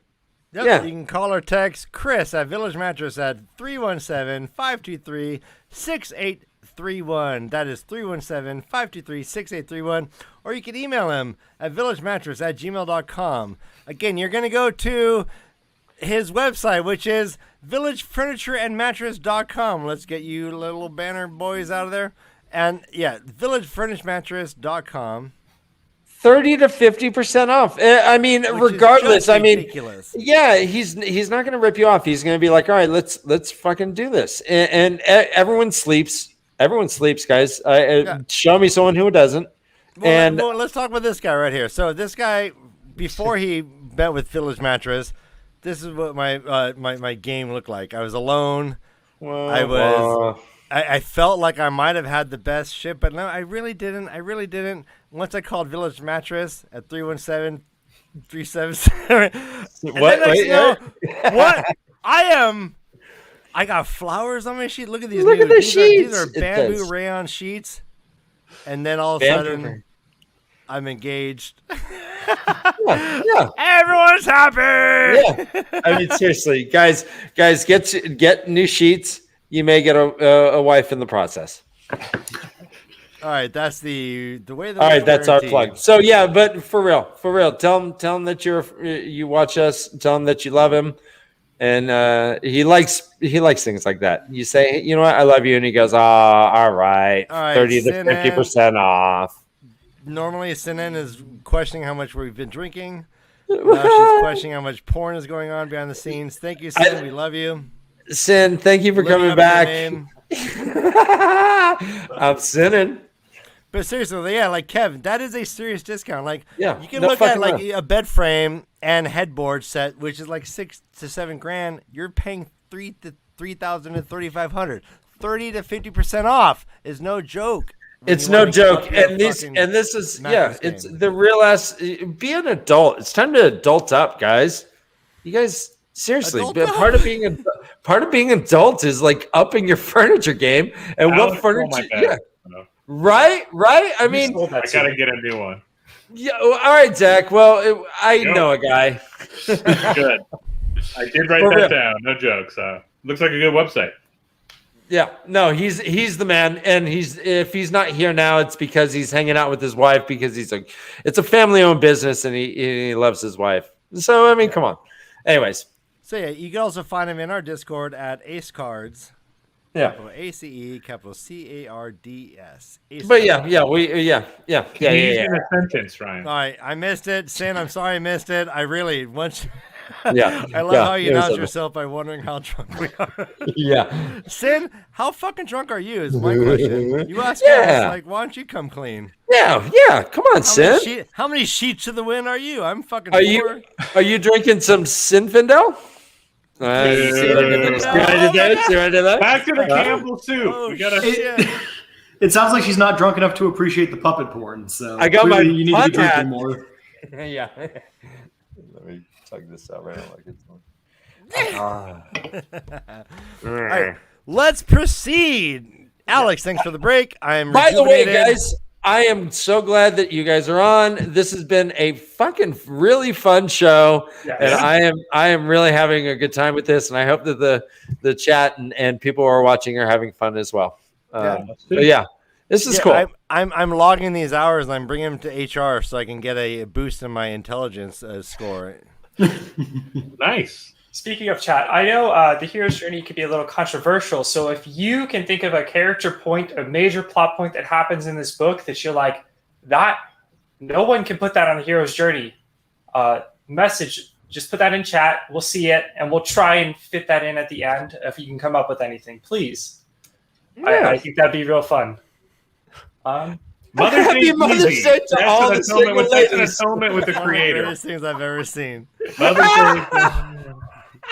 All the single ladies. All the single ladies. Just amazing. Yeah, thank you. Our fans are the best. Not much of a Single stump. lady with the baby, put your hands up. Single ladies with the baby, put your hands up. They have diverse music tastes here. You have no idea.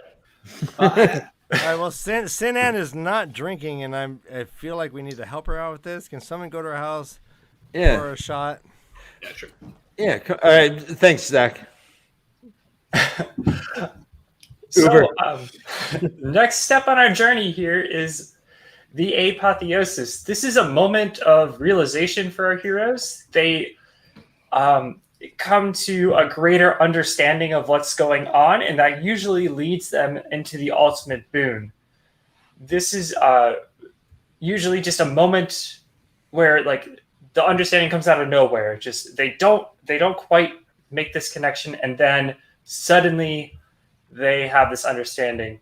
So for me, I kind of want to go back to Perrin again. I think he has a pretty great journey on this. That's why we keep hitting on him so much. When Fael shows up with the other villagers from the Two Rivers, the not Edmondsfielders, and he has this realization that we are going to win this battle. This isn't the last stand for Edmondsfield. They're going to win and defeat the Trollocs. I think that's a pretty great apotheosis. Zach, did you have your own personal light bulb going there as you realized what your apotheosis was going to be? Yeah, but this light bulb doesn't light up, so it kind of seemed like it was a dud. So mine is for Perrin, and when he wounds Slayer in the dream world, and then comes back to the real world, and Lord Luck has the same facial injury. There's this, aha, it all makes sense now. All these weird things that we didn't understand about Lord Luke, and which I prefer to Lord Luck, which is how I think I did it as a kid. But, That is what I say in my head every time I read it. I say that as well. But I think it should be Lord Luke, or Lord Luce, maybe, if you wanted to be super I fancy. say Luke is my headcanon. Okay. But I mean, to each his own, for sure. So yeah, that's mine. Yeah, it's we happen to have a personal preference for ones that link back to the ultimate boon, but it is not required. It can be any realization that your character comes to. I did not pick Perrin because although he does have some realizations, I don't think he has 3 different apotheoses. I went with Nynaeve during her battle against the Forsaken, whose name escapes me. Mogideon. But when Nynaeve is sitting there sweating, thinking that she's about to lose, and then realizes that she's actually as strong as what is the weakest Forsaken. But she's got this great moment where she's thinking about offense and defense and worried that she's just being toyed with. And I can't remember if it's literally seeing Mogideon sweat, but Nynaeve just has that crystalline moment where she realizes that no, I am this powerful. I'm going to win this. Hope that doesn't go to her head. No spoilers, Zach. Or her braid. To her braid. Wow, Jack coming strong right there. All right. I gotta say, I was leaning towards the Lord Luke, because he does have that aha moment. That's weird. But again, that is kind of low hanging fruit. We all have that. He's wounded and now he's running away, and it wasn't that. Is the Trolloc thing? Do we know that in this book? What thing? Whatever that means. Okay. In the 2 rivers. One sec. Okay. When they shout, "I Sam." Oh no, we don't know that yet. Yeah, Okay. no, we don't know that. Jack, we didn't know that, so good thing. And we're back. Okay. Zach, it says so in the scrolling text. Come on. Well, I wasn't sure if it's the first time they hint at it, so whether or not it's Dana Lou, I am. I had not read them before we started them for the podcast, so I'm slowly being converted into a super fan. So our chat and our discussion is limited to the end of the Shadow Rising. Yes. Thank All you. right. Everyone. It's really fun to see Jack read this the first time. I know you all know this already, but first-time readers are great. Boo. We need covers where all the characters are animorphs. That's all I really want for the Wheel of Time. Like, remember those old covers where you would, as you shifted the front of the book, they went from kid to animal? Mm-hmm. That's what I need. That's what I need for the Wheel of Time. Huh. Well, I'm torn between Zach and Jack. I'm sorry, Alex. That's okay. I understand. If I think of Perrin in regards to the Teleran Riad as well, if I combine that apotheosis, like him chasing Slayer and just kind of gaining knowledge with the Lord Luke, I might be leaning more towards that, but I think I'm going. Jax was clever, and I'm with Jack. Ryan, you got anything to throw out there? Well, do we have a secret Alex fan? Synopsis, Alex, again, tell me. Yes, this was Perrin realizing that that Edmund's Field can win against the Trollocs when Fael shows up. Mine was Perrin realizing that Lord Luke is Slayer because of the injuries given to him in the dream world. And Jack? Nynaeve realizing that she was actually strong enough to go toe-to-toe with the Forsaken, and that she was going to... I'm going with Jack. I'm going with Jack. That's a great one. The judges have spoken. Congratulations, Jack. Because there's something about being literally alone in a death battle. Right. It's like womano. We got 2 death battles in this book. It's like a magical cage match. Right. And her having that realization, hold on, she's doing everything she can, and she still isn't beating me. Huh. I mean, you're talking about like Forsaken, or what these people have been like trained to like not go into the forest like Right, it's a alone boogeyman. as children, because you never know a land fear might pick you up and rape you or whatever. Right, Like, don't go to the mountains of mist. so like for her to like not necessarily, she has to go overcome her own cultural upbringing to be able to like say I could best, and I'm not only like capable but stronger than this Forsaken. So I think I'm going with you, Jack. Good job.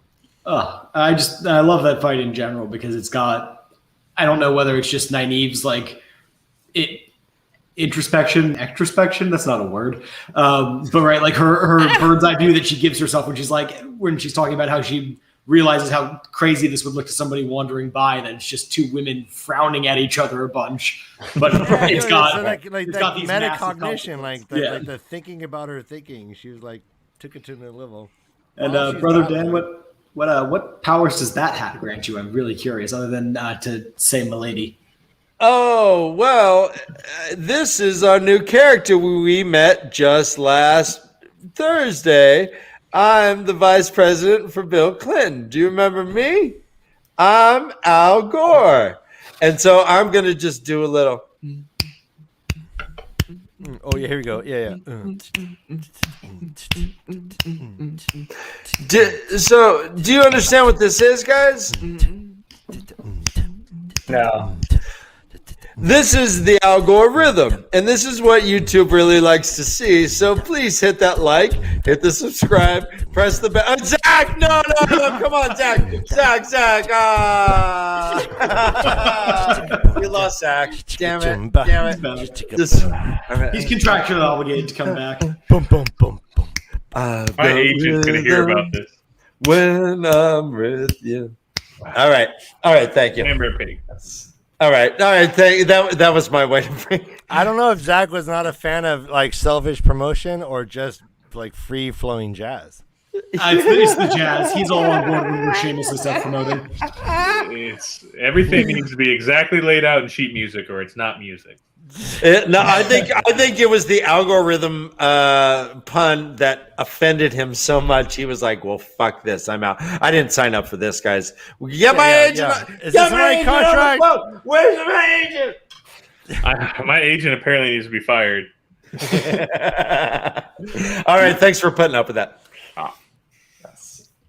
So our last step in the initiation is the ultimate boon. This is, the achievement of the goal of the quest for whatever journey the hero has gone on. This is usually like the climax of the story. Very important step. And for me, this is going back to Jack's apotheosis with Nynaeve. When Nynaeve blocks Mogedion, defeating her and then getting the black Terangrial that would be able to control Rand or any male channeler, that is an amazing ultimate boon in my mind, because like we just talked about, she goes toe-to-toe with the Forsaken, and then her whole character in my mind is based around protecting those people from the Two Rivers, and that is the best example we've seen so far of her being able to do that. Solid. Well done, Alex. I'm proud of you. That was a good one. All right, Jack, you go ahead. Mine's a bit of a deep cut, so I'll go last. Fair.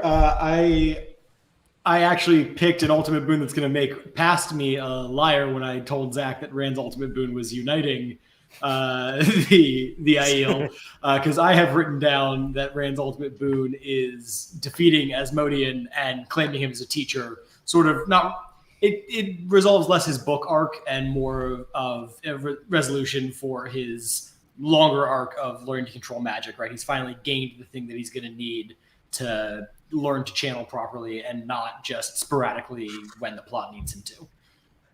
That really is like a D&D moment, like where you level up. You just found a merchant and here's a book that has spells. Suddenly, right? Isn't that kind of like, all right, you got through the adventure, and all right, you're gonna need this going forward. So yeah, he's getting his loot. It's dangerous to go alone. Take this. Asmodean is a boon, yeah. We don't like to talk about people as things that one acquires, but a little bit. And he also Brother Dan, let's make a T-shirt. Asmodean is a boon.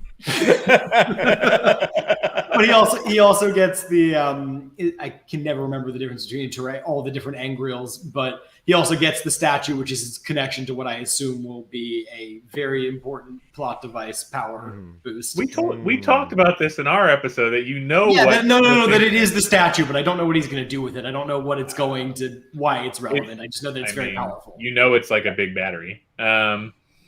Sure. The only other thing I know is that if you dig around hard enough, you'll cut a hole to the Dark One himself. Apparently, yeah. That's what the past looked like.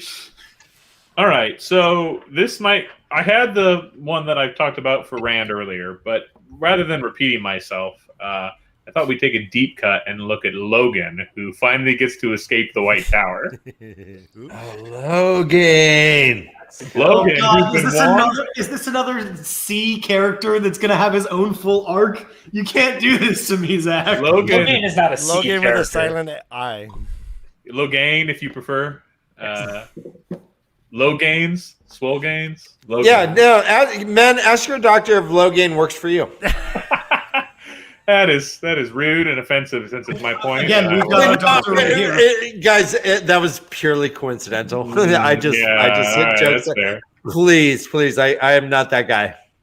So I think that he gets to escape the control of the White Tower, and in doing so, gains his freedom, and that is his ultimate boon. We don't get to see the rest of his journey in this book, really, because we don't get his point of view, but we definitely get to see him breaking free of his imprisonment.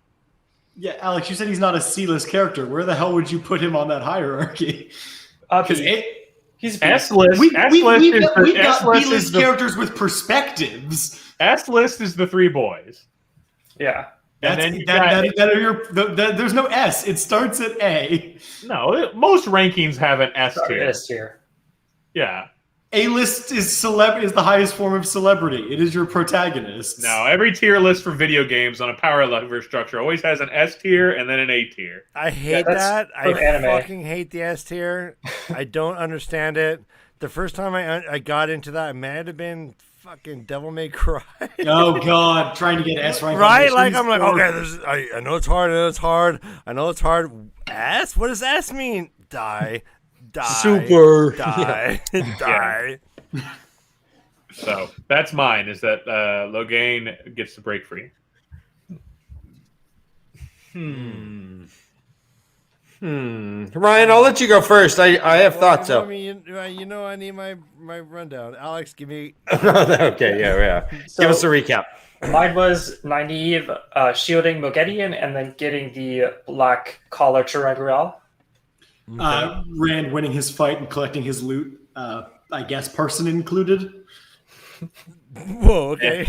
And mine was Logain breaking free of the White Tower. Yeah, well, fuck Logain. I go with Alex. Yay! I would go with Alex, but could I offer? You said that you don't generally like people as being a boon, but everyone. But Fael brought an army with her for Perrin, and Perrin earned that. That was just her dowry. No, those are people acting willingly. Yes, there's a difference between involuntary subjugation versus voluntary following. Yeah. I mean, if you've been brainwashed your whole life that you're going to follow the guy who shows up at dawn with some, is that voluntary or? We're not talking about the Aiel here. Just essentially, we refuse to say that slavery is part of a gift. We can't do that. That's obviously wrong. It's a personal stance. We've had to also accidentally have characters commit genocide for their ultimate boon. Yeah, when we did when I got the what was the cripple of what's his name? The cripple of what's his name? Oh no! I was talking about the Shattered Earth trilogy, Zach. Oh, I was talking about the nine-fingered book. The blade itself. Oh yeah, like the blade itself. I googled that and it was really dark what I went down. So all right. So that his army, that his reputation, and he see, I thought he earned that through leadership, and they came. He earned it. I don't know, but we would 100% agree with you on Perrin's boon. None of us picked it. Oh, okay. No, yeah, we purposely, I think, shied away from it a bit. Yes. Oh, okay. Well, but based on you three, I like Nynaeve's a lot. She earned those. That was her quest to get those bracelets because she knew what it was. She knew she had to get it out of bad hands, and she did. And yeah, well done. Yeah, I'm picking Alex in this. Ryan, where you at? I agree. Alex gets a kiss on the cheek. Mwah. He picked a side, Ryan. He didn't pick you first. It was easier. Take away The the point. perspective of the camera is weird, you know. Right. When you're in the middle, you can just lean anyway. Yeah. All right. Okay, so after we have our ultimate boon, that is the end of our initiation phase, and now we have to return to a normal world. But our first step in this is a refusal of the return. Oh, Not really accepting that you've won. Is that a normal world world without is Yes. normal can be a bit of a hard concept with these books because it's often returning to a new normal, right? Our characters, Perrin, as we said, very literally goes back to the Two Rivers here, but even his normal isn't the old normal that he started his journey on. He's coming back to a new set of standards in the Two Rivers. And the transformation of Edmonds Field and the Two Rivers in general is shocking. They become fortified encampments. And there's a lot of people willing to unify under Perrin, apparently. Mm-hmm. Yeah, I wonder if anybody else would have a problem with that. Look, they said that Queen Morghese is probably going to be fine with it as long as Perrin pays his taxes. Yeah. Another important thing of the return is sharing whatever gift you got or whatever information you learned on the quest with the rest of the world. So, coming back to the Two Rivers, making them fortified, that'll come up later, I would imagine. You imagine? Probably. I could not possibly. I thought we were just writing Perrin. Oh, Jesus. I thought we were just writing Perrin out of the series here. Well, his arc's done. Jack, you got me thinking that the Two Rivers are now like these crazy separatists that are like, I ain't paying no taxes. Were they not crazy separatists beforehand? They were just under the radar, I think. But now they storm the Capitol and then return to Emmonsfield and fortify. Do you hear the people sing? I'm just saying, angry men. if they start rebuilding, is it Manatherin? Is that how I pronounce it? If they start building their own castle and declaring themselves their own country, right? They don't think of it, right? As Perrin said, I didn't even realize it was a subject. Jack, that's ridiculous. That could never happen. So it definitely happens.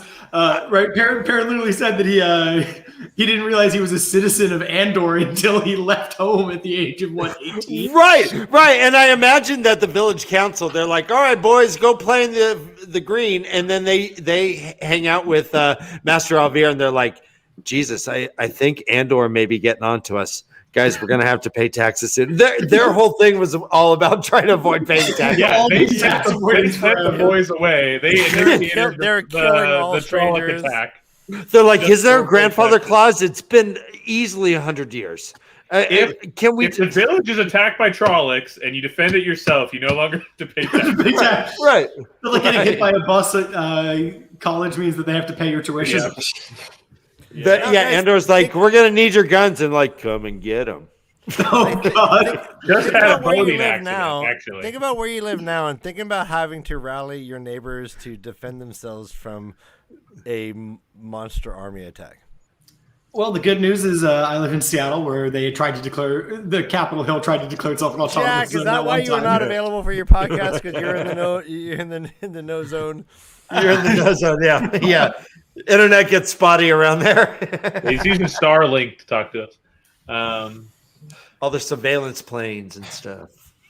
Oh yeah. So for our refusal, Alex, what do you? Oh yeah, this was a hard one for me, but I think Elaine could have a refusal. Just not accepting that they have won. She's concerned about getting the I forget what the leader is called, the female leader, but concerned about getting her I out. think. Yeah. So that could be. I have a hard time with this one. Usually, it's hard for me to find one of these points. So. Yeah, I also had a harder time not to take Jack's again here, unfortunately. Because I went first. To see rid of his first. But I think the closest thing that we get here besides Matt is that Spoilers. I think Perrin would, if given the option, would like that the Two Rivers remained his childhood envisioned home. But it has been, the mantle of duty has been placed upon him that necessitated its change. And so I think if anybody asked him, he would look at the Two Rivers and go, I don't recognize that as the place from my childhood. And so I don't really want this to be the reality, but unfortunately it is. That's the closest I could come with a primary character. So going from Zach's with Perrin, him thinking that he's still going to have to give himself up to the White Cloaks after Edmundsfield is saved from the Trollocs. That could be your refusal of the return. Except that by the time we're really at that confrontation, Perrin has already been like, wait, they didn't come fucking fight? I'm going to go find them. And He literally refuses the return. Yes. He says, nah, packed off. And I double cheated by going first and picking Matt because I tried to think of something for somebody other than Matt and went, nope, Matt has the best refusal. It's his everything, right? Matt receives his gifts, which we've talked about are kind of a complex ultimate boon, but he's got this duty and obligation to use these gifts to help Rand between now and the final battle and into whatever this Armageddon-like fight will be. And Matt goes, I wonder if those peddlers are ever going to turn around, because I'd really like to go hang out with them some more. Right. And my argument against that will be the same from the episode, in that the peddlers were never going to leave. I have changed my mind. Matt very much believes that they are going to leave, which They never are going to leave because they're the Forsaken. And only two of them. The rest of them are just conniving dark friends. The ones that call the shots. But Matt genuinely believes that. It's not like he ever tries to sneak off. He just has conversation and buddy ups with the peddlers. He never Matt in his own perspective directly says, wow, all of this is getting really scary. Really hope they don't decide to go to the festival. Maybe they'll just let me go with them and we can get the fuck out of here. But I got a did question. He did. I got a question. But did he die? No. Does Logain or Asmodean working with Rand at all count as a refusal of their stories? I don't know their stories, so Alex? Right. I gotta say no, because one of the important things of the refusal is it happens after the ultimate boon. So I don't have an ultimate boon for Asmodean that he could refuse to go back. And I also think that the working with Rand is Rand even says it himself, is like the only option for his survival. So he literally can't refuse it or he will die. Well, let me give you a name then, because I'm not entirely sure where, but Avienda. Okay. So for her, if you're going to say going through the rings to become a wise one and training is their ultimate boon, then refusal would be her being like begrudgingly teaching Rand about the her whole relationship with Rand is a refusal, right? The way that I'm seeing it. Yeah, what do you guys think? She's a bit like Matt, a reluctant hero throughout, right? She refuses her call to do her duties, and that's where we meet her, right? She's running away from her obligations, and she's still reluctant. I guess what I would say is you guys know more than me, but you often build the journeys backwards, and at least when I was reading that, her going through the rings didn't feel like an ultimate boon. I don't know where she's going with her story yet, outside the fact that Rand has yet a third person in his lake visions, and I've been told that his romances get weird, so God, even weirder. but I don't know what she's actually trying to accomplish yet. So I don't think anything in this book would have counted as a boon to her for me. Good point. Yeah. Okay. Yeah. So with the boon in mind. Hey, always. And speaking of all this, like I really think like you guys should have like a Patreon only like exclusive showing where you actually talk about how this all relates to your personal lives. Yeah, that's true. And in fact, something that might help that is having some patrons. Take it away. Oh God. You're not allowed to do shameless plugs on other people's shows unless. Please, no, go ahead. Please, no, go. Where can people pay you? No, we just want you to listen first. Listen first, and then decide. That's you don't need to go straight to the Patreon and then listen to the podcast. Come check us out. I like that logo. Yeah. We've got one other one that we've been playing around with that Jack's fiance designed. And well done, Jack. We're working on. She's putting it on T-shirts at the moment for me. So I'll show Ryan, you guys how it looks. pop that back on. Can you please, that logo? So is this Rand on one side and Matt? The other one? No, different book series. It is The Hobbit. No. Katniss Everdeen from the Someone Hunger with no Games. legs. That's Katniss. Okay, yeah, she is lighter. She's not as much of a hero as Rand.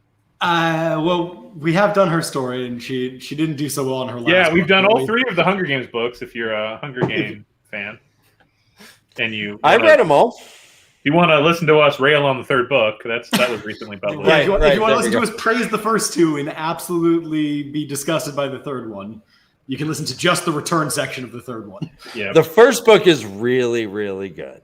I like the first book. Now, Ryan, I'm going to put you on the spot here, and I want you to remember what all three of our points were for the refusal of the return. Okay, just name one. All right, so Zach really wants the milkman to return to deliver like some soy milk in the morning. Yeah, soy milk. Yep. Jack Daily is really soy concerned milk about the return of his favorite Netflix series. I like Shadow and Bone Alex season 1. Is just really hoping the sun sets tomorrow and rises like normal. He wants the sun to return. Yes. How's that, Jack? It snowed in Ohio today. So 10 out of 10, 5 out of 7, perfect score. All right, Alex. No, Alex was the White Cloaks and Perrin, right? Yes. Jack involved Perrin. No. Zach? You were so confident that you nearly convinced me that my point had to do with Perrin. I spent 24 years in Spain. Sometimes my J sound like Z. Zach, I mean. Mm-hmm. You did Perrin as well, right? Yeah. Well, what specific part of Perrin? I think is when he was like, "Hey, look at all these pubes." No, I wish the Two Rivers would be like it was in my childhood, but we've necessitated its change. Mm-hmm. Yeah. You were going to say that. I just wanted to cut you off. Yeah, because I remember talking about how the Two Rivers got all Brother fortified. Dan, are you and all just that. saying that Perrin did like a manscaping commercial? Speaking of which, we now need to plug what's that one that's on all the podcasts now, our YouTube channels with the lawnmower. Balls salts. Hero's journey to cleaner balls salts. It's all your balls. Trim the trees. I don't know. And Ryan, it is Manscaped. It's Manscaped. Is the name of the company. Manscaped. Not sponsored. Hashtag not sponsored. Yeah. Jack's just a fan. But no, mine 5 stars. Yeah, no. Hey, Jack's trying to be professional. Sorry. Oh God, no! Don't. We are Jack, distinctly amateurs. Thank you, Go sir. to spasms, brother Dan. Out of me, demon. All right, I'm better. I had picked Matt's desire to continue to abandon Rand and not confront the duties of the gifts that he'd been given in his journey. Which is bad, and we said it was bad, and that you're changing. And I changed my mind because I reread the last 30% of the minds book. are not allowed to be changed. Yeah, what are you, a Republican? Come on. What? Just They kidding. never change their minds. They never. Right? Yeah, they're still fast. Zach, yours. Ah. Oh, he's not Staying picking. contest. He needs you to Zach. remind him again. Staying Oh, contest. I thought he was picking mine. No, he's just already forgotten. It was so bad.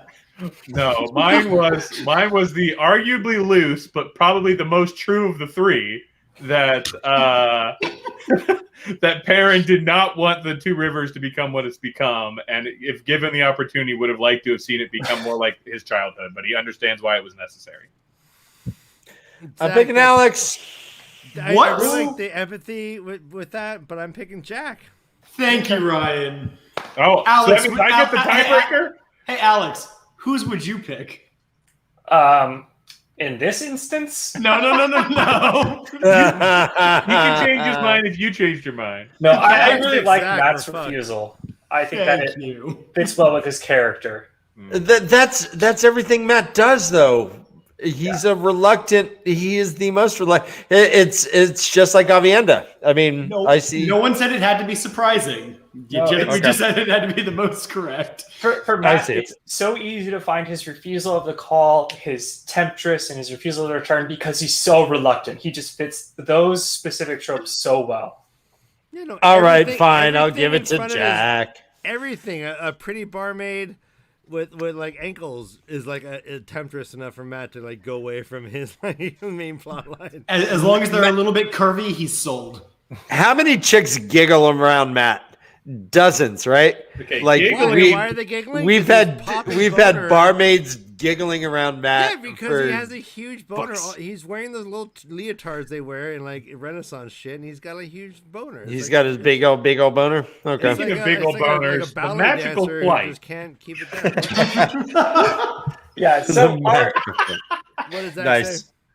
I said, speaking of big old boners, the magical flight is the next step. Yes. Yeah. Segment. So in my mind, the next two steps are usually pretty well tied together. They're the magical flight and the rescue from without. And these ones are exactly what they sound like, right? The magical flight is flight away from danger, typically in a magical manner, but not always. And the rescue from without is someone outside saving you from a danger that was present at the ultimate boon. So just to bring it back to an example everyone knows, this is the Eagles coming in and taking Frodo away from Mount Doom. That is both of them in the same step. And So- Dumbledore in about half the Harry Potter books. Yeah. So the Deus Ex Machina. All right. Yeah. So for me, the magical flight here, Rand going on the little skimming journey chasing Asmodean could be a magical flight. And then for him, a rescue from without could be the little fat man Tarangrial. Or sorry, the little fat man is an Angrial, which is a little different as it's not a person, but I still think that that little fat man is enough of a person to fit this in my mind. Ooh, is enough of a person. Yes. Because it's an object shaped like a person. Weird. Okay. You get it, Dan. You get it. Technicalities, those were to the ultimate boon and before receiving the ultimate boon. Not in the ultimate boon where he declared himself. Oh, fine. Ryan, you and I are kind of like little fat angry owls. We are people-shaped objects. Yeah, like big heads, small bodies. Yeah. Do you grant us a power increase if we touch you? That sounded sexual. I apologize. Maybe. Wink. Hey, you know what? Blast my DMs. It's cool. We'll hook up, Jack. Jack, I'm sorry. Jake, My fiance probably has no that was problem last with it. night, brother Dan. Yeah. Hey. It's puppet. I mean, there's no law. Jake Look, and if Jake. you need a different hand inside of you, brother Dan, I am always available.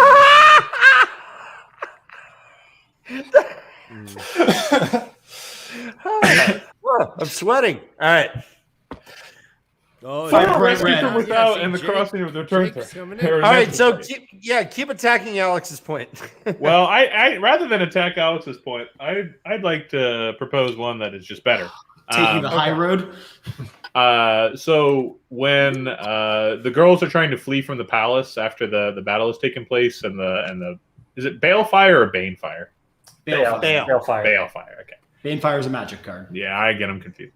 After that whole thing and the palace is having problems, the girls are rushed out of the palace, both being like pretending to be refugees while also being kind of protected and pushed out by Julian's sailors, right? Bail Doman sailors. Bail Doman sailors, but Julian is there. Yes. So Julian's there, and Bail Domans are the sailors, and he takes a look at the thing. He's like, "Oh, I had one of those one time," and then he helps them escape from the palace. So that's the rescue from without: is the sailors showing up and helping them get out, or else they might have had to do things that might break their vows. Break their vows. It's a whole thing. And the magical flight is them escaping the palace that's like burning down around them. I'd originally picked 2 different points, one of which was Rand skimming that Alex sniped from me. But I think I can connect my 2 because my rescue from without is in Min's story, and I think there is a little bit of a magical element to her and the Amerlin escaping. That bit where they have their hoods on and they're walking right past the new evil Amerlin, whose name also escapes me continually because there are so many. Elida, the evil red one who's but they've got this moment, and it's actually the lack of magic, I guess, that makes it magical, right? They're expecting to get caught, and they realize that because the former Aes Sedai have been stilled, they are undetectable, and then their actual rescue from without comes from Sir Gawain, who really is the reason that they are actually in the situation they are in. But Min convinces him to have a change of heart, and he rescues them. He gives them the letter. They were screwed without him, Zach. Change of heart is not necessarily the thing. It's more of a look the other way. He's not like his whole view on the world has changed. The people that he's responsible for getting stilled, he lets them go. I feel like that guy got out of his control. We have a distinct statement from Min that she sees his future now diverging because of her actions, where this has now put him on a path where he can either end up kneeling before Egwene or murdering her. Well, if that isn't priming somebody for a change of heart. Min is cheating. Min is cheating, but she's also currently my favorite character, so I'm loving the excuse to keep diving back to her. So thank you, Alex. And real quick, Kev from chat said, rescue from without for Perrin is Gaul and Loyal closing a waygate. I can definitely see that being a rescue from without, but in my mind, that's more of a meeting with a higher power.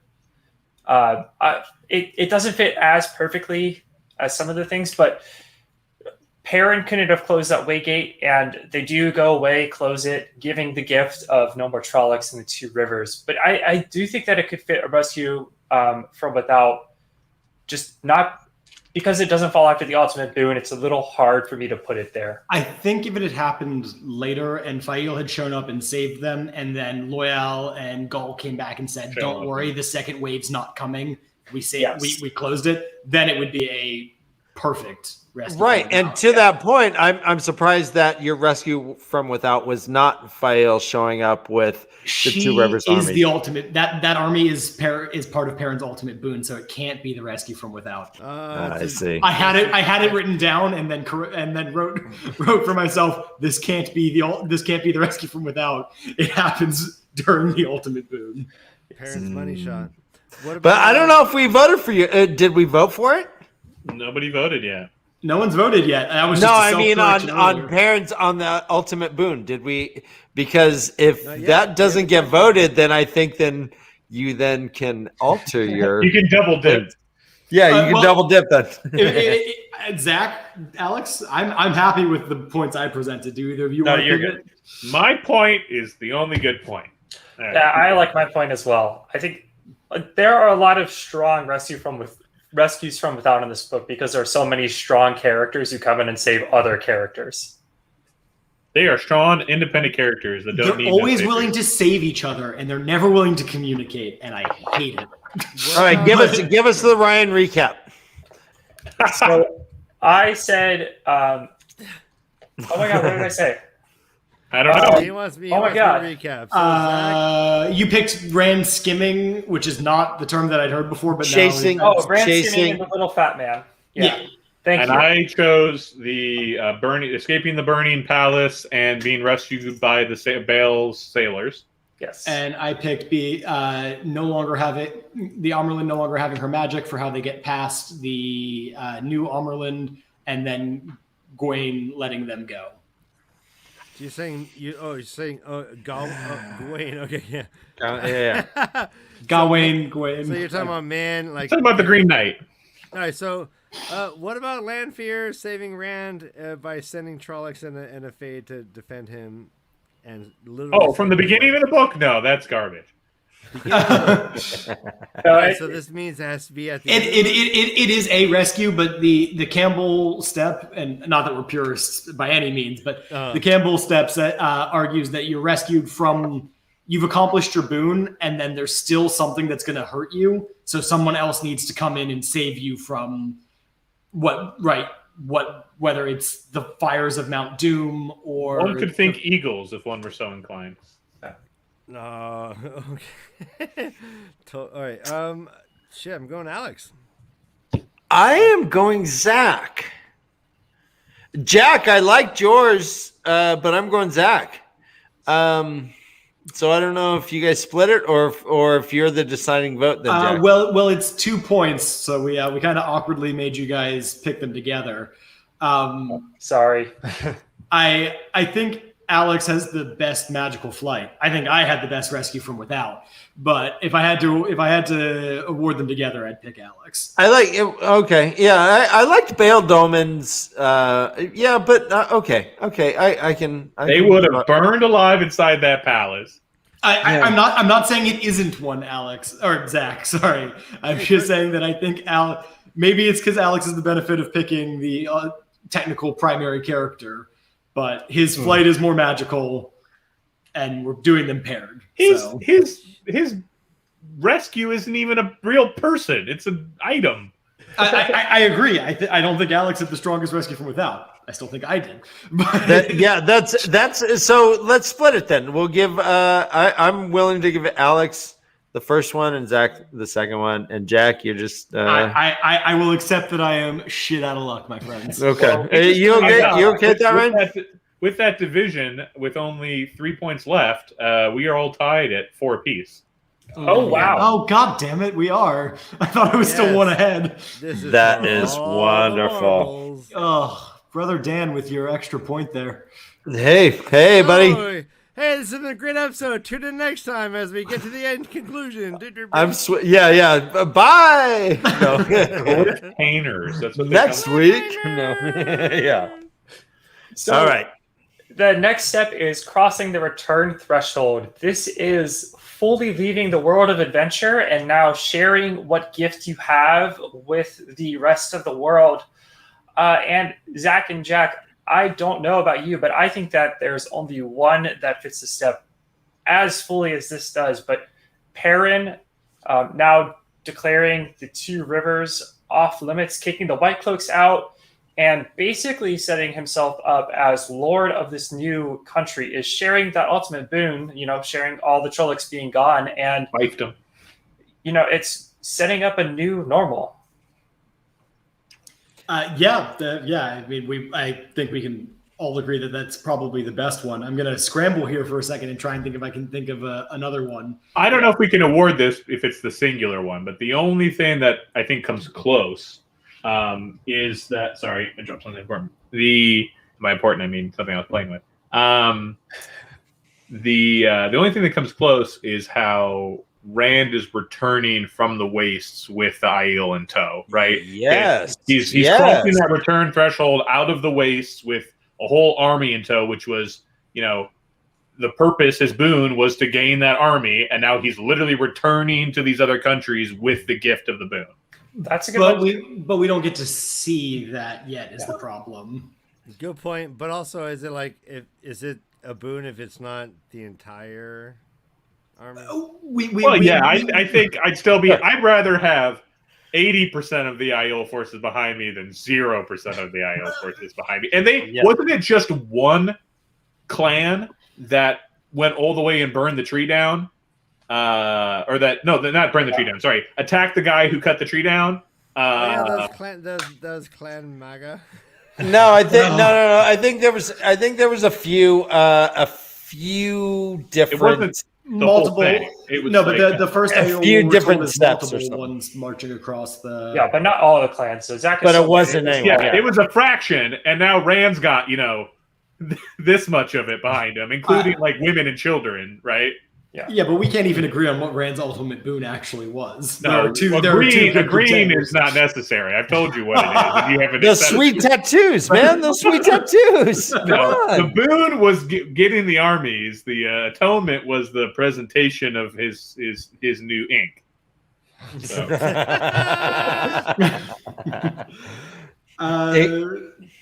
Rand, sir. I mean, of our characters, Rand and Matt are together. So Rand's new normal is going to be everyone's new normal. Perrin is separate and doing his own thing, which is why I think Alex, the point Alex brought up is the one that we would default to. The only other major characters that we're following are Elaine and Nynaeve, and I really don't think I don't know quite where they're going, but they're about to return to a very different normal with their very different White Tower. Yes, the tower is gone, so they certainly have. You keep that all in mind, Jack. You keep that all in mind. Who knows where they're actually going to end up? Because no one necessarily has to reach their destination, but we don't see a crossing of the return threshold for them here, and it's not going to exist anyway.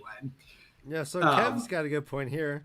He says Rand somewhat abandons being the Dragon Reborn in Book 4, but returns to being the Dragon Reborn with the Aiel, his glass columns, knowledge, and a new teacher. True, Kev. That seems like a return to me. Yeah, I think that's well said, mate. Kev, did you know? If you knew you were agreeing with Zach, do you want to rewrite that in chat? No, it's been ensconced in YouTube history. I don't know if I agree, at least as a first-time reader, that Rand was abandoning being the Dragon Reborn. It's still very much at the forefront of his mind. Right? He definitely abandons it, not in this book, but in the previous books, right? And that's what I think he's mentioned. He's not talking about just book 4. Well, no, I think he is talking about this. He's talking about his time in the waste, but Rand actually resists the urge to split himself and take on an Aiel persona.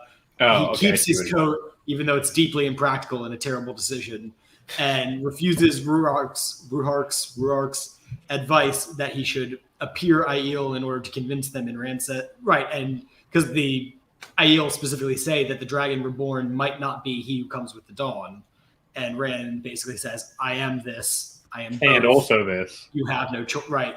This is. It was like an epic side quest in the video game. I'm not trying to knock your opinion, Kev. It's just how I read it. He's multi-classing, and it's going well so far.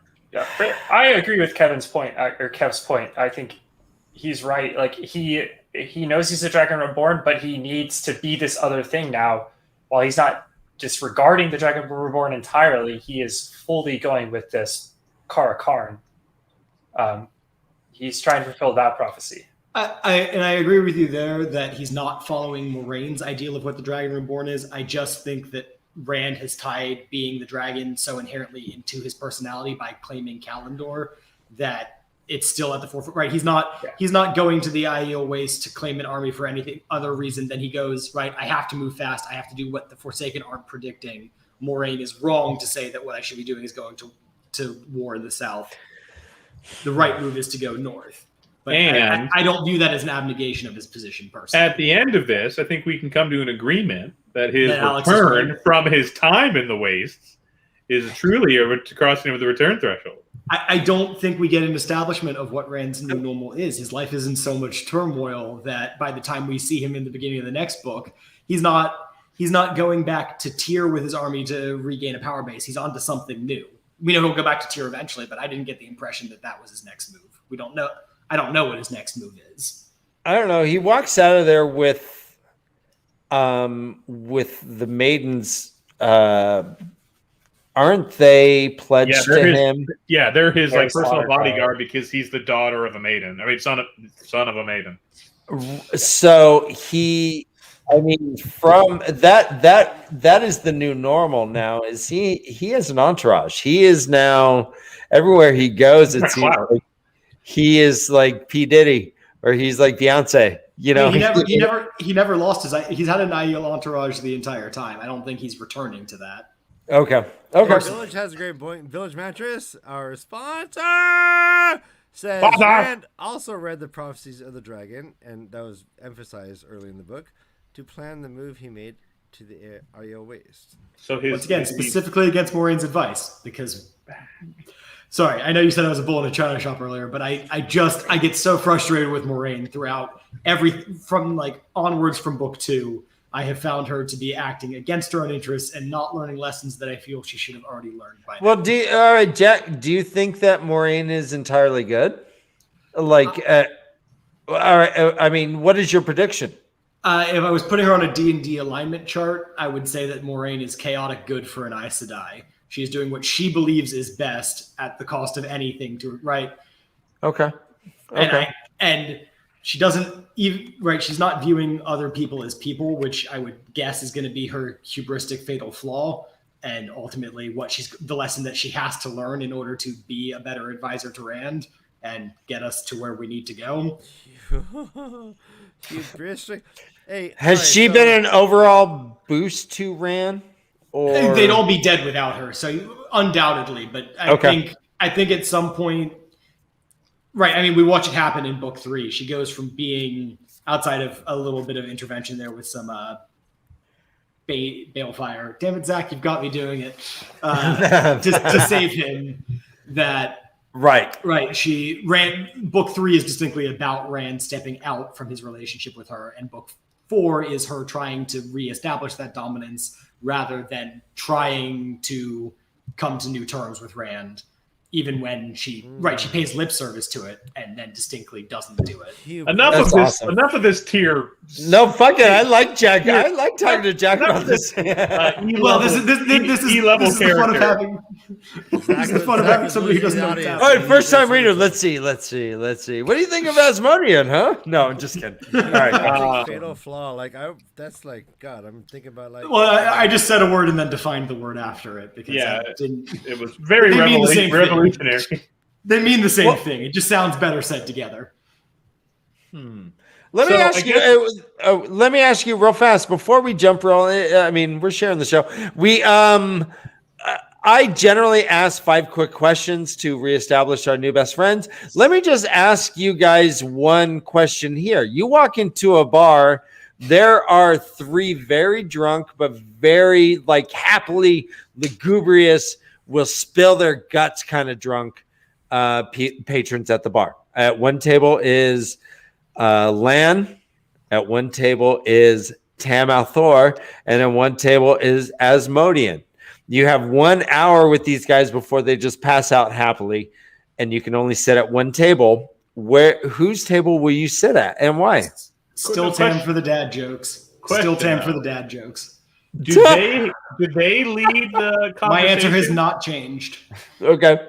Do they lead the conversation, or do you get to ask questions and they answer? You can ask whatever you want. Yes. Because I feel like Asmodean is the most likely to get off tangent. So I wouldn't necessarily even though he might have the most interesting stuff to do his long life, he's most likely to get off tangent from things I wasn't asking about. Whereas I feel like Lan has this sort of Aragorn sort of Strider thing that I would probably end up choosing. I'd probably choose Lan. Well, I think last time you said you wanted Lan's dark horror stories. Is Aragorn a good communicator?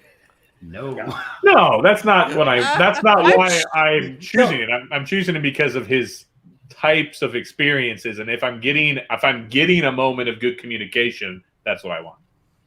I'm shocked you guys don't want to hang out with Asmodean. He lived in the Age of Legends. Yes. He's a storyteller too. He's going to have the best story about the Age of Legends. And he's a Forsaken. What's that? He's going to get up. He's going to lie to you. I don't care. You're not going to trust anything. An amazing story about the Age of Legends. I'm going to ask him what the hell the Joe cars or whatever they're called are, and he is going to flying cars or the Jetson planes. Jetson cars. No, we're to assume that they are happily feeding their knowledge. They are the night before an electric chair where they're spilling their guts. They're happy to spill anything they know, and everyone's like, "Yeah, Tam or Lan." I'm like, well, no. If they're going to tell me, if they're going to tell me the truth, and I can ask anything, Asmodean, because you can answer me infinite questions to get off topic. Right, but if I'm just going to have a beer with them, still going to pick Tam. I don't think you could get everything in an hour that you would really want out of Asmodean. And I feel like if I only had an hour, I would still pick Lan, because I feel like my interactions with that character after that point could be better grounded from what I learned, whereas I'm not really trying to develop any sort of relationship with any sort of Asmodean. So a friendship with Lan based on the things I learn about an hour while he's drunk, way better. Lan's going to give me a bunch of toxic ideas about masculinity, and I'm going to be... They're not toxic, they're right, and you're wrong. No, I can imagine Lance pulling out a picture saying, "This is the last picture of my mom and dad. This is..."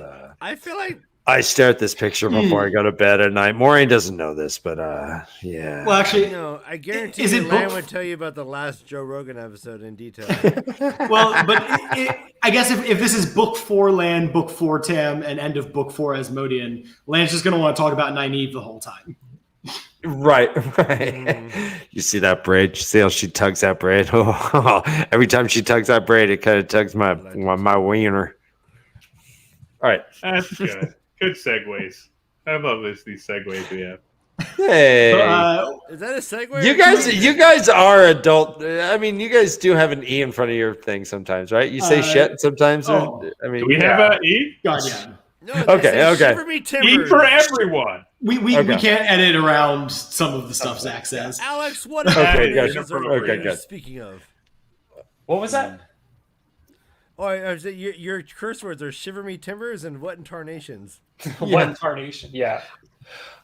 Confounded. Do we need a second Ryan recap here, or are you guys ready to give us? Do a Ryan recap. Sure. Can we get a Ryan recap for myself? I don't even remember what my point was. So, Zach, can you tell us what Alex and Jack's arguments were, Zach?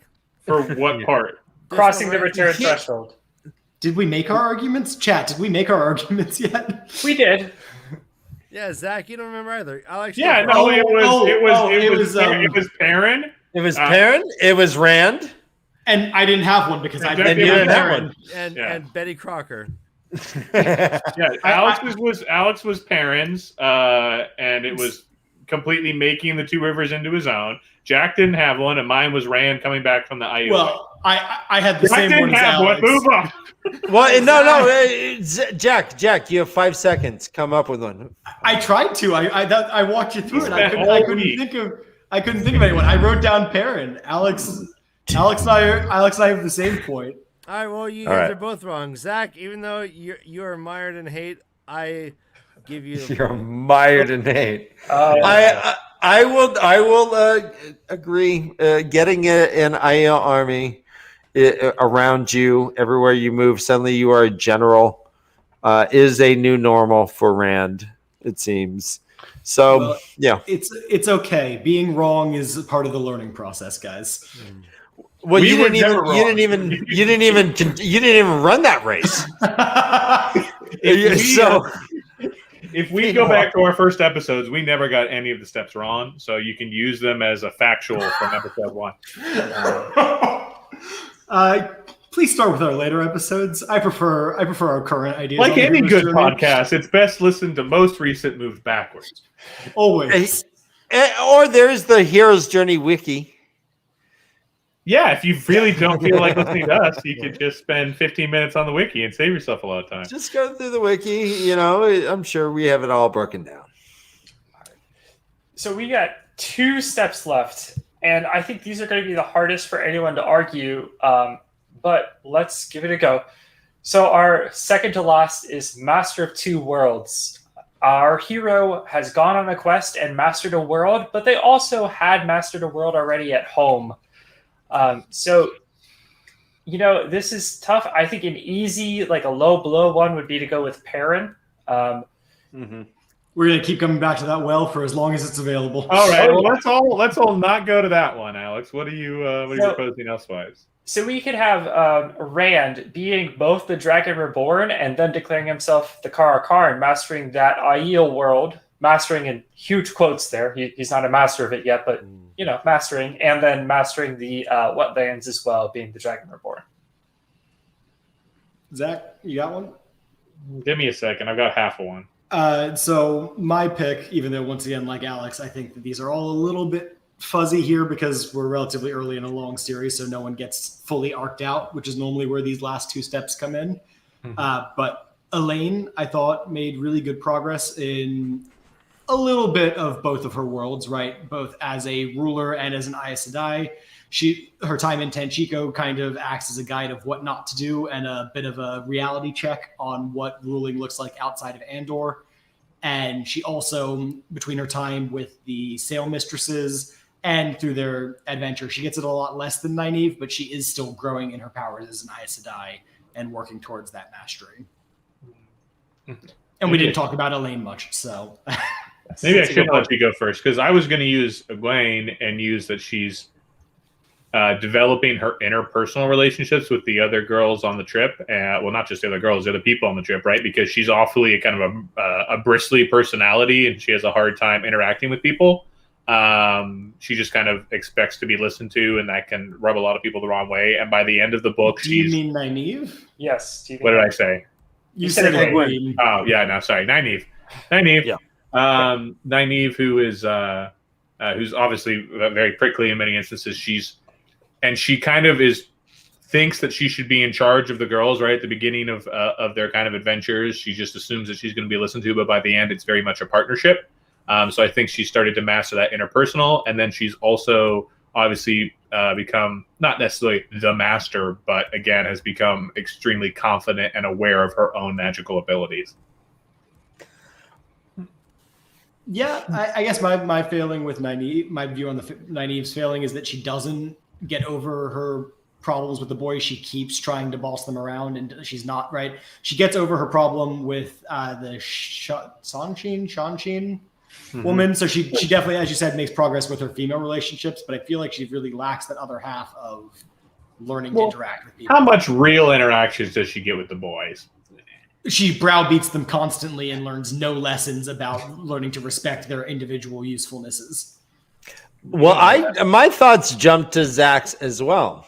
And I think that Nynaeve, with her being leveling up so much in the power and yet still not being like the head of the Aes Sedai, she is still part of their system, but defeated a Forsaken. And also with her passing the bands onto Baal Doman and requesting that he dump him in the middle of the sea. I think that to me, I was leaning towards Zach's point. So go ahead and argue against it, because he's winning. I supplied a bit of my point, but for Village Mattress, I don't know about you guys, but I think my problem with Egwene having a mastery of two worlds, right, both the real world and Tel Rinriad, we don't really get to see her achieve a sort of catharsis in either world this book. I assume it's coming, but we really get to see Perrin grow in his power in Tel Rinriad, and we're told that Egwene is growing, but we don't see her accomplish anything powerful or amazing for Tel Rinriad, and we don't really, we spend actually more time with Nynaeve in her meeting with Brigitte doing something impressive there. Mm-hmm. And if anything, she's reminded of how little she knows. Yeah. Constantly. And in the real world, because we spend all that time focusing on Ran at that ultimate battle, we don't get to see Egwene come into her own in any way, right? She doesn't impress. We don't get a chapter where she impresses the wise ones and proves herself some way there. She's just sort of around this book, which is a shame, because I think it's something that they miss, and I hope why I'm a little worried with us leaving the Waste that we won't get a moment of catharsis for her as part of this journey. We'll just get that Tel Rinriad bit later when she keeps spending her time there. Ruffo. Yeah, no, I'm aware, Zach. Thanks. Yeah. Alex, Brother Dan, you want to show him your Raffo tattoo? Yeah. Yep. Oh, yeah. I'll post it in the chat. that seems like a Patreon thing, but yeah. But Alex, Zach's about to run away with this here. So, you have any more arguments against this point? Because I'd really rather one of us get it here. Yeah, I agree. I think Rand. We've talked about how he gets that honor guard right, and I think even though he hasn't really mastered the ideal world, he doesn't know everything about it. He's done enough there that they all respect him and view him as the leader. He's already king in tier and widely recognized, at least widely enough recognized by Moraine, several of the Aes Sedai, the Terrians, and probably some other people. They have the people of the Dragon, the Prophets, is mentioned a couple times. So he's recognized as both. Okay, so the problem with, while he is the king in tier, right, one of the reasons he leaves tier is because the plotting of the nobles is like going to really undermine his authority, and that's continuing while he's out in the waste, right? One of his reasons that he tries to get away from it is because he doesn't want to be mired down in that conflict, but at the same time, that doesn't mean he's having this like solid base of support that is propping up his regime while he's away. Well, Kalendor is a metaphorical bookmark that he just places back into the. Yeah, but even when he's there wielding this sword, but it goes away. I think you're just having his politicking. I think Moraine and Tom both say, like, oh my god, he did a really good job politicking there, splitting up the leaders of tier correctly to set himself up well. Moraine actually, I think, goes, man, Tom must have still managed to slip him a note. But I guess just for Brother Dan, Ryan, and our listeners, we're actually normally pretty big fans of trying to put the Master of Two Worlds into a capstone, right? For Perrin, we often say it's the hammer and the axe as the book beats you over the head with. For me, for Elaine, it's both Ruler and Aes Sedai. Zach and Alex, do you have a good way of summing up your two worlds for your characters here? Dragon Reborn and Kar. Yeah. And Zach? Because this is where I'm really hoping to stump Zach. Yeah, like wolf brother and vegetarian. Yeah. Dream. Yeah. Oh. No, I think there is one. Give me a second. Can we get some Jeopardy music playing here? Aes Sedai is obviously one, and the Aes Sedai encompasses magic, so we're going to keep that. Yeah. The other one is, it doesn't have a catchy little word to it, but the idea is still there, so somebody else can think of the word. It's the interpersonal skills, right? It's being likable. Charisma. Because you gotta say Edmunds Fielder, being an Edmunds Fielder. Yeah, but Charisma? even when she's slightly abandoning the Edmund Fieldishness. Yeah, she's growing further away from it. I don't think it's the Edmund Fieldy. I think it's the charisma, and charisma's not even the right word because. But is that a world she's trying to Is she trying to become more well-liked? There's plenty of instances when she's interacting with the other characters where she starts to fall into her old ways of being whatever the wise woman or whatever they called her, the healer, the wisdom at Two Rivers, where she just assumed that she got her way and she browbeat everybody. And she does that repeatedly throughout this book continuously. She's changing. I thought you were saying. I don't think she is yet. If you said she's still a bully. She is still a bully. Zach, if you said the same thing but you described Egwene, I would have been. I literally thought you were talking about Egwene because she's the character who sets out of Edmunds Field and is most adaptable and most. I agree with that. But I'm saying Nynaeve. There's instances where she tries to do something right, and she goes, I shouldn't be like that." No, not really. Can you give me any? Right, she overcomes her prejudice with the Shan woman, which is important, but it's not about. That's not being about her likability. That's her being able to look past other people's past and giving them the benefit of the doubt. Right, that's her fighting her prejudices, which is what comes in more with Alex's Edmunds Field way. Right, it's moving against that, becoming a person of the world and an Aes Sedai. Zach, I think our argument makes sense if you were able to get into spoilers, and I don't think. Yeah. Can. Okay. Right. But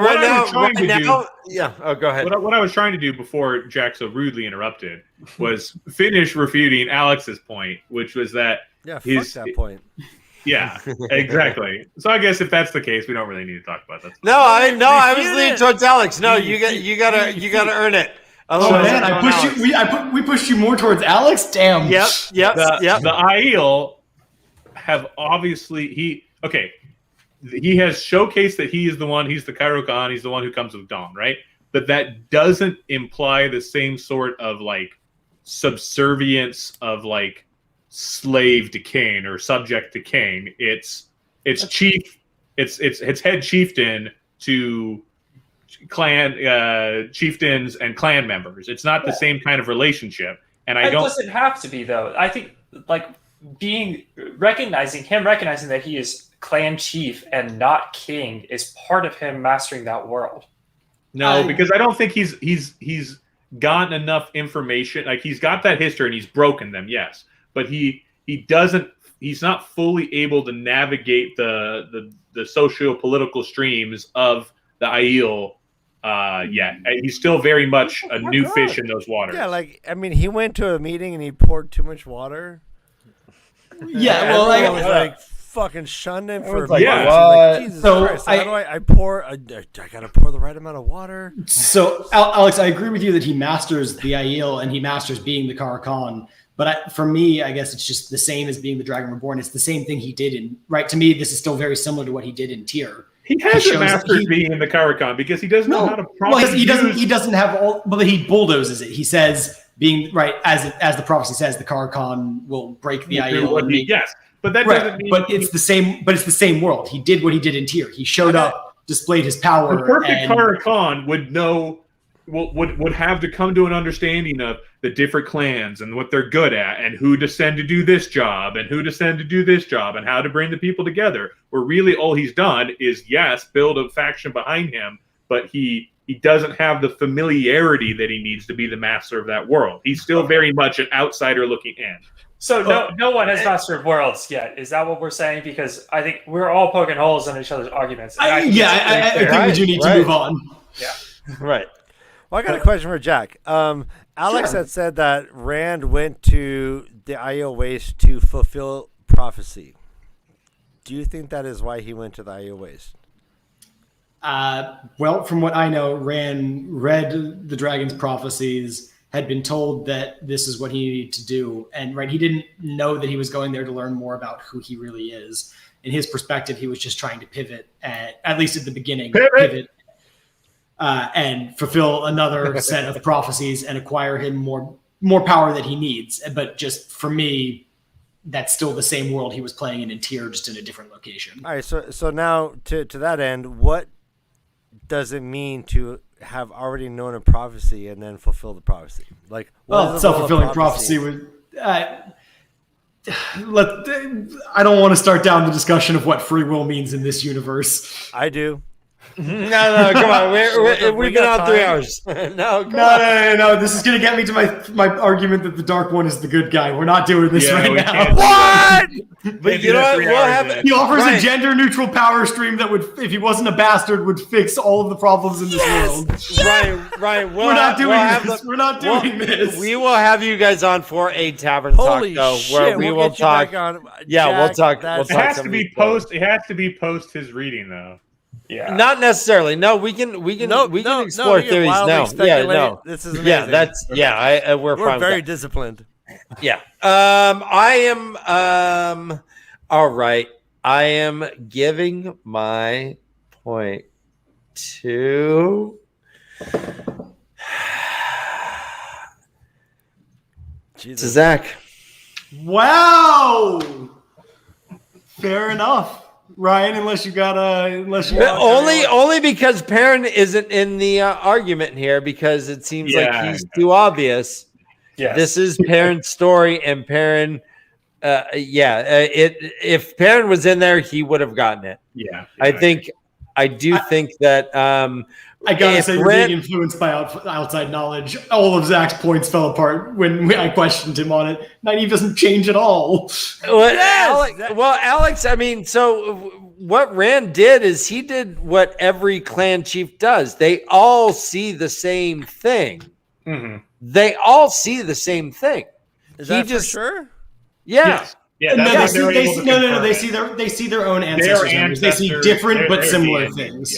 Yeah. Right. Yeah, no, but it's not so I'm sorry, bro. but I mean, no, like, but I mean, they all see The experience. the history. Yeah, they all. It's their own personalized thing, but they all see they the all same go back thing. to pre-breaking. Right. But maybe That's what I think. maybe pre-breaking your family lineage had you like working in some sort of futuristic kitchen. But this is my own fault. You're awarding the point to Zach. I cannot argue with the judge. Yeah, with Nynaeve magically besting a Forsaken in a realm that she was not a master of before, I would say she's certainly a master of now. Yep, point to Nynaeve. Point to Zach. Well, All right, so luckily, Zach had Nynaeve besting Forsaken. Alex, what was yours again? It was Rand being the Dragon Reborn in the Karakarn. And Jack? And mine was Elaine both learning more about being a ruler and learning more about being an Aes Sedai. Boring. Yeah, Alex, I give you the points because I do believe that's the magnitude of what you're saying is dramatically huge, and I think that I'm giving you the points. All right. So are we still tied? Shit. Where are we at now? Well, if we're awarding both your points together, I think Zach is technically up 1 to Alex now. Yes. Okay. Oh, that sounds fair. Are you gonna go to bed at night knowing this, Brother Dan?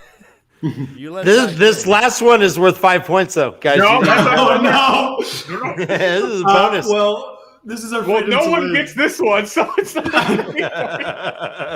As Zach said, in book series, basically no one ever gets it. Yeah. So unless it's the final book of a series, you're not getting the freedom to live. So freedom to live is typically not defined the way we define it. The way we define it is freedom from outside influences to live your life as you want to now. Our heroes have a lot of outside influences on them throughout the whole journey, and then hopefully by the end of it, they can do what they want now and not what the world or other people are pressuring them to do. So whoever gains the most autonomy. Yeah, functionally. Okay. And technically, the actual Campbell step is freedom from death, but that's weird and boring. It doesn't fit into most books. Also, you guys are going to say Min, right? No, I think we've come to a trio agreement that there's. I've got an argument prepped. It's not a good one, but I've got an argument prepped. Let me tear it down after you do it. Let's do let's do this for fun. There's no autonomy. I think I so there is no autonomy in this world. But my argument was for Suche. God, I'm good about Swan Chen. That in being settled and picking her own path, she has become freed from all these previous constraints and is picking her new way forward. This is ridiculous because her new way forward is to stop Elida from being Amerlin Seed and put someone else back there. That's her plan is revenge. I gotta get rid of that person. Yeah, but she is picking her own goals. She is severed from the power that was the dominating force in her life. She is a blue, and her cause du jour now is her own justice. I'm sorry. Vengeance. Kevin says the pattern says no. Look, Nope. It's not a good argument in a world where no one has any free will, but she's the only character I thought found picking their own way at the end of the book. Oh my God, I need to have a beer with Jack. Yeah, Dan already booked me out for some weird puppet stuff later, so we'll have to find a time to Yeah. Just wash your hands afterwards. I'll send you a video. As always, Ryan. Look, it's loose, but we've tried to argue looser before for freedom to live. Are we still talking about the point, or are we talking about Brother Dan? Yeah, no, we're talking about the point. Okay, cool. All right, cool. I mean, do either of you have anything better you can come up with? I have nothing at all. Sorry. Then I am declaring victory by default of being the only one to show up with the proper notes. But that's okay, because Zach wins. Zach had 6 points. Jack and I both have 5. Wait, Congratulations. All right. Well, I mean, if that last one was going to get a point, I was going to give it to Jack because I'm a fan of that is still putting me at 5, unfortunately. Mother effer. Oh, is that right? All right, Zach. Like you, the crowd goes mild. Zach, you can now turn on your massaging chair. I'd like to thank the Way to Leaf for this victory. It means a lot. It means a lot. Thank you. You earned it, kid. I have a recorded audio clip of me saying that Zach will be surely insufferable after this, and that applies once again here. Yes. Happens when I win every week. So tune in and listen to us. Zach was a come from behind. He only had one point at the beginning. He was a slow starter. Yeah, no, he had to like figure out how to win over Brother Dan and I psychologically. I watched him play us like fucking Survivor Island. Yeah. You're like that nudist in the first season of Survivor Island. I got that reference. And if you get that reference, then good job. Well, thanks so much for having us on, guys. This has been a blast. Yes. Well, and thank you for sharing your show with us as well. This is I have enjoyed this. We will always be a judge if you guys want for these things. I think this is fun. You guys are a blast, and I want you on our show for our so we can just talk not Joseph Campbell shit. We can just talk spoiler, not like full spoiler, but no, like your your spoiler, Jack. Like you tell me what your predictions and all this stuff. I like that stuff, and our audience does as well. So thank you for being on, guys. Yeah, we appreciate being on. It's always fun to talk about books. Maybe we'll pull you guys away from, because you guys are mostly Wheel of Time exclusive, right? Hence the name. Yeah, I'm a fan of Russian authors. Yeah, Ryan likes Russian authors. I like other stuff. Because I feel like we get in our personal most heated debates when we're discussing Sanderson. So if you guys ever are in the mood for huge fan. Let's I think all of us have read all easily available Sanderson media. I am a little bit behind on one or two of them. Okay. Well, I can also do a Song of Ice and Fire if you guys are down with any of that. I'm pretty versed on that. Yeah. Sure. Once it finishes. My personal problem with A Song of Ice and Fire is I started reading in high school, and I kind of have a thing where if I'm reading a book series, I don't want to watch the movie or the TV show. So I didn't watch the TV show because I said, I'll just finish the series and then I'll go watch the TV show. And I still have not watched the TV show, and I'm waiting for the remainder of the books. So when Zach dies of old age, I watched up to season 5, and I said, all right, I'm not watching past where the books were. And then I was watching Sports Center, and Sports Center spoiled me. And I was like, "Are you Facebook feed just popped up with something? Look at that touchdown! How about that time when Daenerys did touchdown up fucking Jon Snow? They're like, so Jon Snow is alive, huh? And I and I was like, well, fuck you. You suck. So I watched it. And audience members, if you ever think of any stumpers, you can always hit us up. Alex loves sitting around on our Twitter feed at @A_heroes_journey. We genuinely love stumpers when we can get them. They're really interesting. Our creme posting is, by the way, Eric Hargis. It is.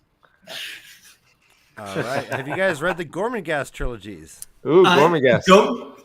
I've just been saying it, Gormenghast, in my head. It just popped up on a list of things I should be reading. I will please. Gormenghast trilogy. There's that and the Black Company. Have you guys heard of the Black Company? I have one. I've read the Grim Company, or maybe the Black Company. Which one have I read? It's by Glenn Cook. Yes, I love the Black Company by Glenn Cook. That is so wonderful. It is like a magical world, but told from like a soldier's point of view. What we should do, Alex and Ryan and Brother Dan, is I'm sure there might already exist one. Take all the people who no. But mainly because I'm not going to be involved in its creation, but I might participate in it. Taking the other content creators and coming up with some sort of spoiler-free fantasy series ranking system where each like podcast can put 1 to 5 stars, and the sheet auto puts the highest scored ones at the top to recommend to other people what to read. Wheel of Time is just going to be at the top forever. Yeah, right. But all of our friends are Wheel of Time podcasts. Wheel of Time, Sanderson universe, and then we'll actually get to look at something. But I run out of good recommendations to read. So and I just forget my library card. Well, there's a stumper is something that doesn't fit in well. Well, I'm down to revisit Black Company if you guys want to. If you guys want to do a collab with that, that's fucking. We'll throw it on the list. Throw it on the list. Yeah. I love Grim Company, Black Company, whatever it was. Yeah. Black Company. No, I think our next. Well, I don't know if it's a major fantasy series, but we're about to dive into The Goblin Emperor, which opens with a traveler's guide. So I'm very curious as to where that's going. Ooh, how fun! What about the Shannara series by Terry Brooks? Ooh, that's pretty big, right? Yeah, I think the only thing we put a moratorium. Village Mattress will do himself some Black Company. Black Company's good, man. Black Company's so good. It's unlike any fantasy book I ever read. Yeah, it's pretty cool. But I think we put a moratorium on doing future Dune novels for a while, and we're to never touch the Sword of Truth series. We are done with time travel. We just did Harry Potter book 3, and we are done with time travel, hopefully forever. Don't hold your breath, buddy. Every time we get into a hero's journey time travel debate, it's worse than the pattern because it's like if they knew we're big on agency. Yeah, it's difficult. Okay. But I have not had a backrest this entire time, so I want to hear more about Village Mattress, and then I want to say goodbye to everybody. Yeah, really. No, we'll just say goodbye now. We don't need another ad. Okay. But I'll send you his info. Yeah, all the details will be in the description of this video. Again, this has been The Way of a Hero's Journey, a collaboration between Leaf and A Hero's Journey. Hopefully, the Hero's Leaf. We will. The Hero's Leaf. Yeah. Do we get your guarantee to get back at it on book 5? We will be here. Looking forward to it. Let's do it. I can't wait to see you and your lamb, Jack. Zach. This was very close. This was very close, guys. You guys all presented really strong arguments. So much drama. I'm glad to know that after a year of doing this, we've gotten a little bit better. Alex, Jack, and Zach, thank you very much for being on our show, and thank you for letting us on yours as well. Yep. Thanks, Ryan. Thank you so much for having us. We'll see you guys on Thursday for our first time reader, and next Sunday for Tavern Talk. Guys, we love you. I love you, and I'm proud of you. Thank you, and we're sorry. Make good choices. Bye.